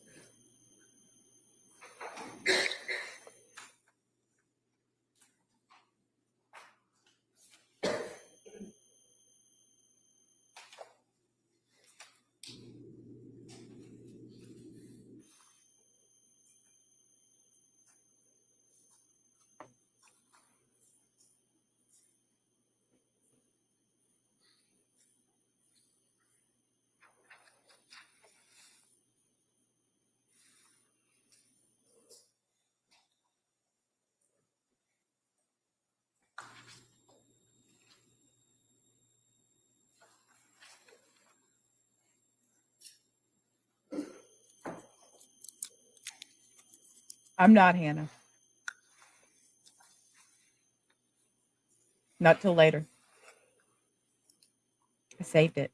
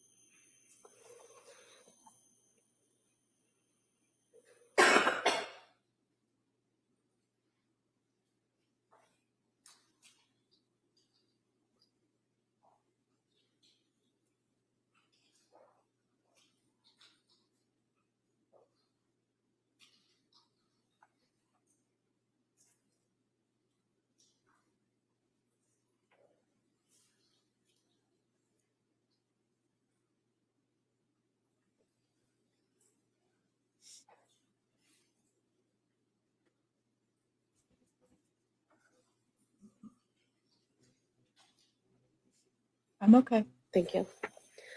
Sir, when you went into the master bedroom, did you see blood sprayed all over the walls and everywhere? No. And fair to say that the video shows all of the walls in the bedroom and doesn't show any spatter or anything on the walls? Yes. Did you also go outside into the backyard and look at the exterior of the home? Yes. We could have the photos, please.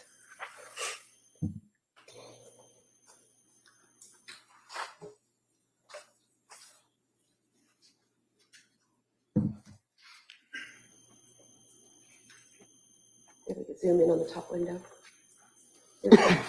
Does this photo show?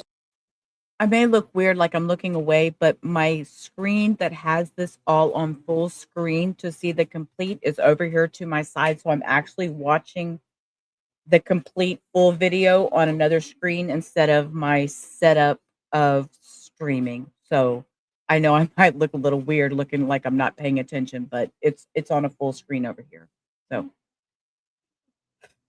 I know, that's a big question.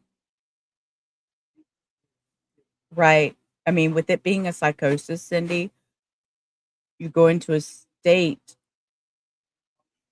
God, I don't want to say too much. Show the condition of the. If we could zoom in on the top window. Does this photo show the condition of the upstairs window, the second floor window that leads to the master bedroom? Yes. And the screen there in the video, is that how it was when you saw it that night? Yes. Pushed out? Yes. And if we could see the next photo.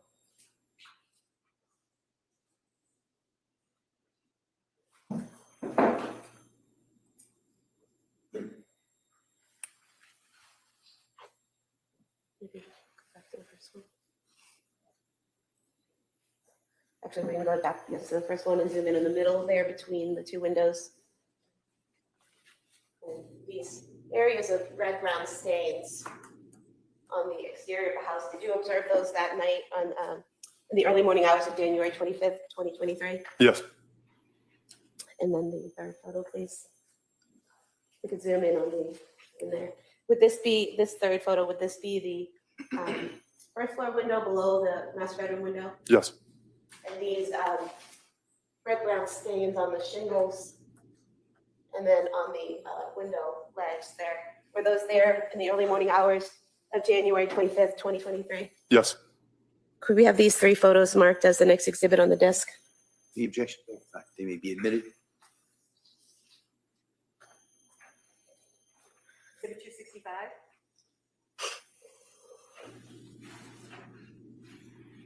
Now, as the investigation proceeded, did you learn, or did other officers learn from Patrick Clancy that the defendant was on some psychiatric medication? Yes. And was that information relayed to you in terms of preparing the search warrant? Yes. And is that why you included prescription medication in the search warrant? Yes. At that point in time, did you or any of the other officers know that the defendant had crushed up pills and taken them that night? No. At some point in time, did Patrick Clancy bring pill bottles to the state police and turn them over? Yes, he did. And where did he say those were from? In the center console of his truck, not the top section, the section underneath it. Did he tell you at some point that pills had been found in the nightstand drawer? Yes, he did. And that was in the master bedroom? Yes. And did he tell you who he found those with? Yes, he did. And who was that? His attorney? And did he tell you why he gave those pills? Objection, I believe it was me, I'm not his attorney. But that's what, why don't you re-ask that, what it was that Patrick Clancy said? What was it that Patrick Clancy said? Did he give you a name or just say my attorney? He said Kevin Reddington. And did he tell you why he gave the pills to Attorney Reddington instead of giving them to you like he gave the other pills? No, he did not.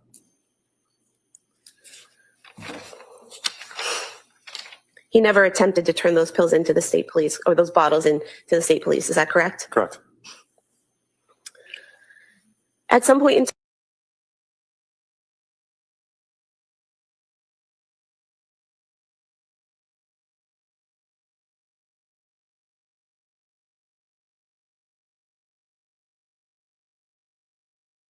I'm muted.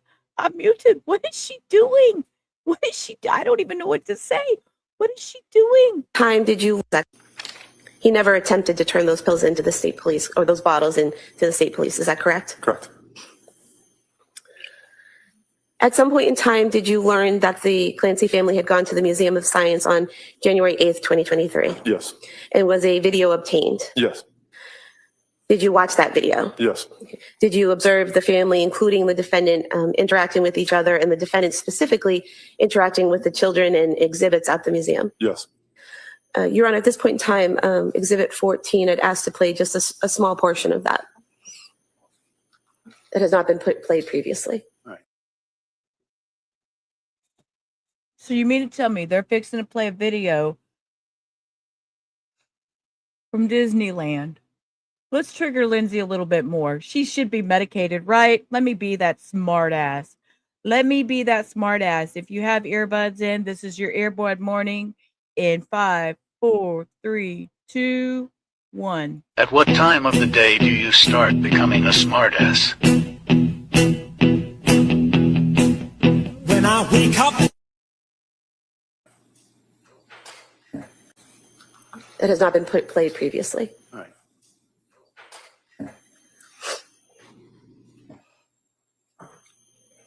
We could pause here for just a moment. Do you see the Clancy family in this video footage? Yes. And if you could just get up and point to them with the court's permission. Sure. Okay. And we could press play.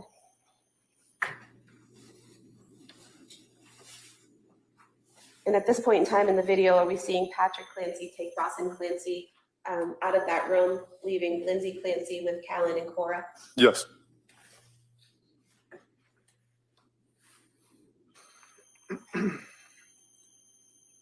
Is that Cora there in the red skirt? Yes. Now, at this point in the video, at approximately 11:58 and 30 seconds, what is happening in the video footage now? Cora's beginning to play with the exhibit. Patrick standing off by himself. Lindsay Clancy is with Callan, and Dawson is watching. Could you just point out where Patrick and Dawson are? For the record, you pointed to Patrick towards the top of the screen and Dawson near the entrance to the exhibit. Yes. Yes. And throughout this video, in this portion of the video, can the defendant be seen instructing the children, pointing to them, showing them how to work the exhibit and operating some type of control panel? Yes.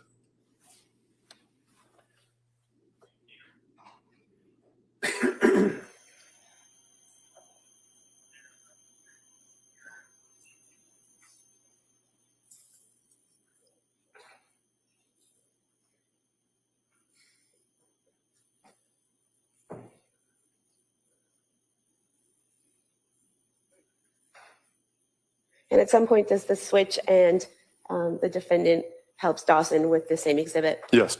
And that goes on for several minutes? Yes, I believe so.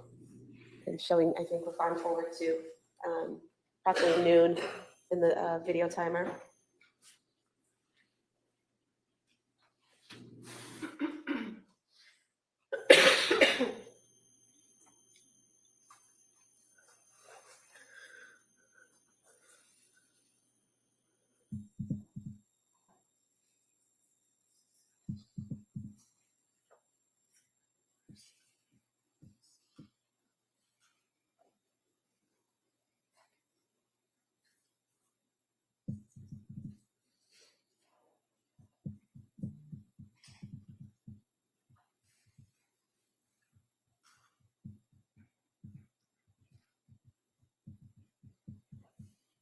Thank you.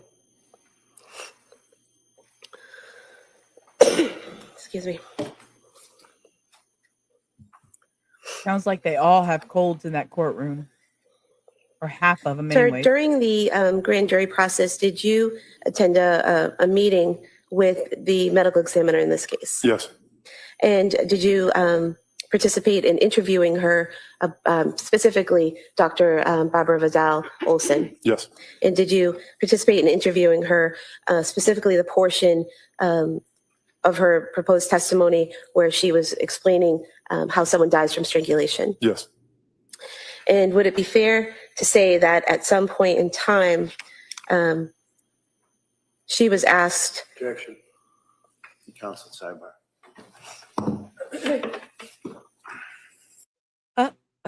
Yeah, and it matched the suit. I like that stripe on it. Uh-oh. Sir, in that meeting with the medical examiner, did she tell you that constant Cindy. pressure would need to be applied even after the person went unconscious in a strangulation in order to affect death? Yes. Did she tell you that it takes several minutes of continuous pressure to cause Can we death? not have leading questions? If this is going to be admitted, can we not have leading questions? It's for a witness. No, Oh, Reddington speaks again. Reddington is done. In order to affect death? Yes. Did she tell you that it takes several minutes of continuous pressure to cause Can we death? not have leading questions? If this is going to be admitted, can we not have leading questions? It's for a witness. no, ask him what she said. And then Do you recall? Sorry. Go ahead. Do you recall what she said about the time it takes to strangle someone to death? After unconsciousness, I think she said several minutes. It would take several more minutes for someone to die. And would that be several more minutes of strangulation? Yes. I have no further questions. Thank you. Ms. Reddington. So she asked you about the pills that were located in the master bedroom by Patrick when I was with him, right? Yes. And you know that Patrick indicated that after you guys had cleared the scene, finished with your investigation, seized all the pill bottles that you were able to locate, that I went in the house with him and I took a number of items, photographs, albums, things on the wall and stuff like that, right? All His I know drawer. is the pill bottles. I don't know what else you took. Oh. His drawer. And It's at coming. some point, I imagine the DA must have shown you this, recognize this as being the nightstand drawer. It looks similar to the one that was in the video. See it? You look at it? I mean, it looks similar to the one. I've never seen that. I don't know. Okay. So these would be the bottles that were in there, right? I don't know. I don't know. And do you know that when these were seized, the first thing that was done is I contacted the DA's office and said that I had them? I don't know what you said to them. You want to come by my office and pick up anything I got, you're welcome to look at it, seize it, have it analyzed, send it to a crime lab. I didn't care. I don't know what you said.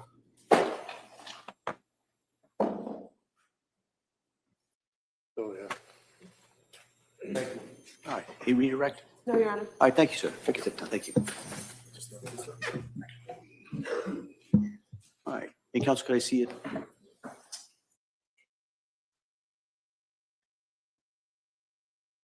Reddington says that is my damn drawer. I found I it. told you we might break a little bit early today, and finally, again, I was right. And so we're going to recess on this matter for you at this point. So I'm going to excuse you Monday morning, all right? So you don't have to come in here tomorrow. So I'm going to suggest that take these next couple of days, rest up. I know it's been a long couple of weeks for you. I appreciate all the work that you've done. I'm going to really remind you of those instructions because now we've got kind of a longer stretch that you're going to be at home, you're going to be talking to people. So I just want to remind you, do not talk about this case with anyone. Don't do any research about this case or similar cases. If you have any questions, don't do any research. Don't try and educate yourself on any of the issues or facts that you've heard so far in this case. Don't make any little road trips to go by any places or try and fill in any gaps. The other thing I want to remind you, you have to still keep an open mind. All right. It was probably easy to kind of nod and say yes when I said that at the very beginning of the case. But now you've heard a lot of evidence, but you haven't heard all the evidence. All right. You haven't heard the closing arguments of the attorneys. You haven't heard the law that you will apply. So I'm just reminding you have to do that. It's so important. And so I just kind of want to remind you on that. I want to thank you so much for so far all the work that you've done and all the work that you're going to do. And so I hope you have a very nice weekend. And we will see you on Monday. Just in case you're wondering, we're still well on track. But we'll see you on Monday. We'll continue with the trial at that point. And again, have a nice weekend. All right. Thank you. Court, all rise. Okay, I don't know if he's going to say anything else, but to answer your question, yes, I will be live tomorrow at either noon or 1, and I will have something different for us to look at tomorrow. I'm kind of looking at somebody who recently took a plea deal. I have not watched that plea deal. We may go over that. I'm not completely sure, but we will do something tomorrow. I will be here at noon Central. Watch them, see if anything happens while they walk out. And then we will summarize today. Jen's passing out popcorn. Okay.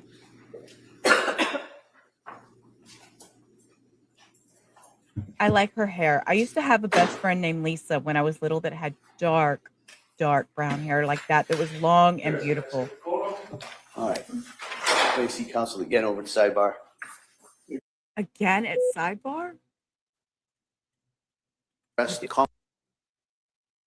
Okay, but they come back and they say something, so that's why we're here. We're going to finish it out. We're going to address the Commonwealth's motion regarding trial court security logs. Thank you. Counsel? Your Honor, the Commonwealth is asking the court to allow the Commonwealth and the defense to have copies of a log that we were advised that, or we've seen, that the trial court security has for people who go back into the lockup area to visit with or tend to or what have you with the defendant during the course of this trial. Both myself and ADA Sprague have witnessed at several points. Obviously, we know there are medical staff that go back with the defendant, but in addition to medical staff, which are not really the primary thrust of this motion, it's that there have been other individuals that are not counsel that are permitted to go back there. And we're not alleging that that's inappropriate in any way, shape, or form. Clearly, the staff here, the security staff, has followed all appropriate protocols, but we are aware that Dr. Zeisel has been back there. We witnessed a priest being allowed back there the other day. And we are advised that these visitors are kept as a log when they come, when they exit, what days, what times. And the Commonwealth is alleging that that's information that might be necessary for us to effectively cross-examine some of the defense witnesses that are going to be presented. Certainly with Dr. Zeisel, it could pose as a potential bias that he's there, that he's back there. He's being presented as an expert witness on the concept of criminal responsibility, and there are certain ethical rules that forensic psychiatrists and psychologists follow that he might be subject to cross-examination about, and this, and the nature of his relationship with the defendant, could be an area fraught for cross-examination.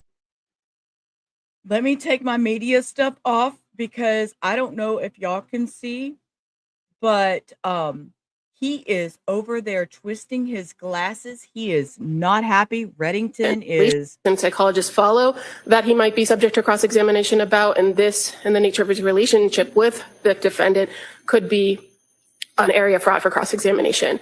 Because the court records are not, these court records, I would suggest, are not in the care, custody, and control of the Commonwealth. Procedurally, we have filed the motion as a Rule 17 motion asking for access to the records just for this defendant during the course of the trial. I mean, you're not looking for the name of the priest who went back there, are you? Father Boyle. I mean, I understand. I'm just trying to figure out what the scope of this is. I understand. Father Bob. Father Bob. Is that what he just said? I'm sorry. What in the hell is happening? Defendant during the course of the trial. I mean, you're not looking for the name of the priest who went back there, are you? Father Boyle. I mean, I understand. I'm just trying to figure out what the scope of this is. I understand the request for Dr. Zeisel's amount of visits. He's slated to possibly be a witness. So I understand that how that might be relevant. Right. The priest, well, I'm struggling with. At this point, Your Honor, we haven't been furnished with exactly who defense is going to be calling as witnesses in their case.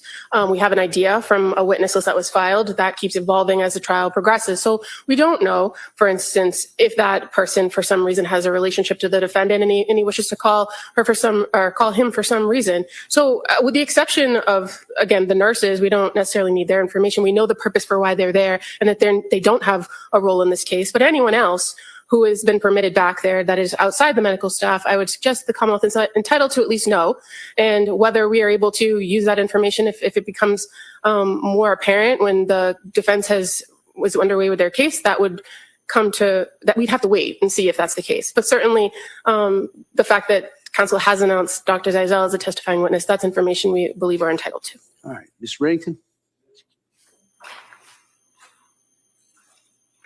So first of all, here's the list. They want the list. We don't need a Rule 17 and a court order. They can just go over from there to there and get the list and see who's been going in and out to see Lindsay. I don't have a problem with that by no means whatsoever. Father Bob is a Roman Catholic priest who baptized these kids, who is very, very close to Lindsay. Not in a religious sense. They just like each other. Okay. Let me stop holding my breath. Let me stop holding my breath. I'm going to restart that over because I will. Okay, breathe. Whatsoever. Father Bob is a Roman Catholic priest who baptized these kids, who is very, very close to Lindsay. Not in a religious sense. They just like each other. She went to Mass sporadically. She's not a devout Catholic. She's a Catholic. She has a relationship with the father at that church. And that guy has been with her for 3 years, through the hospitals, through Brigham and Women's, going to Tewksbury. I haven't even talked to the guy since last week. First time I ever met him. Shook his hand. Nice man. After that debacle yesterday that we went through with the public. Let's stay focused on. I am staying focused. Well, this is what I'm doing. I don't. I guess I'll tell you right now, so I can save you. I'm not ordering the name or address of anyone other than Dr. Zeisel. Can I call him as a witness right now? Cool. Tell you what his involvement is with going back? No. I'm gonna allow that so the Commonwealth can take a look at that record. Nobody else though. And then at some point, if the doctor is called, we may need if we have to address that, we can address it. So I'm going to allow the Commonwealth to have the information regarding Dr. Zeisel, and that's it though. Anyone else who went back there has been admitted pursuant to the appropriate rules of the security department in this case. Especially, I'm not ordering the name, address, or frequency of this Roman Catholic priest. I'm just not going to do it based on the record that I have now. If for some reason he's called as a witness, which I haven't seen that, I haven't seen an expectation even regards that. If that comes up, then the Commonwealth can renew this, and I may reevaluate. But right now, the Commonwealth's motion regarding security logs is allowed as to Dr. Paul Zeisel only. All right. Anything else we need to address before Monday? Commonwealth? No, Your Honor. All right, Mr. Reddington? No, thank you. All right. So we'll see everybody on Monday. Thank you. Ooh. What an explosive end to today.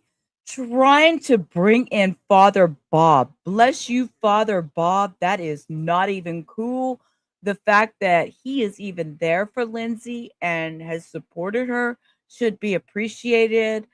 I mean, again, this is coming from somebody who has personally dealt with mental health and knows that having that one person on your side and in your corner is good. It's good. We all need that one person. And if Father Bob is that person for Lindsay, then so let it be. And Judge, I so appreciate the fact that you are not. No, they're not gonna, no. Judge just said no. Judge said absolutely not. Judge says we are not doing that. We are doing Dr. Zeisel and Dr. Zeisel only. That is it. That is all. Today has been crazy. We had Sergeant Pavo, or what, the computer guy that looked through everything. We had him on, and then we had that Timothy Chiapipini, which of course I couldn't say his name right, which went through all the journal entries, her Google searches, showing that it's she's out there with her Google searches. She wants to know. She's curious about these meds. She wants to know, what is the side effect going to give me from this med before I stick this in my body? I totally get that feeling. The jury heard about the text between Lindsay and Patrick from January 24th that morning, showing the picture of the snowman and that the kids built the snowman, and the discussion of, just simple about getting 3V and all that stuff. I mean, and the fact that Judge William Sullivan, said no. It was not. There was some concern about that psychologist, but he's not going to do that brief visit. Court was adjourned till Monday. But you know what? I'll be here tomorrow. I'll be here probably at noon Central, as usual. I will have something for us. We will spend the 4 hours that we spend at trial doing something else for the day, because we like to just hang at the duck pond. Stay out of the crawfish holes, people. Don't do too much research over the weekend. And let's not forget, Leah. Yeah, she looked at the menu. And looking at a menu is not a good thing. Not a good thing. So, anyways, it's been a long, crazy day. I didn't get started till late. Again, my apologies. Family always comes first for me. So that's why I always say, make sure you keep those notification bells set to all, because there's times where I just go live at the oddest time. So as always, before we go, you is smart, you is kind, you is important.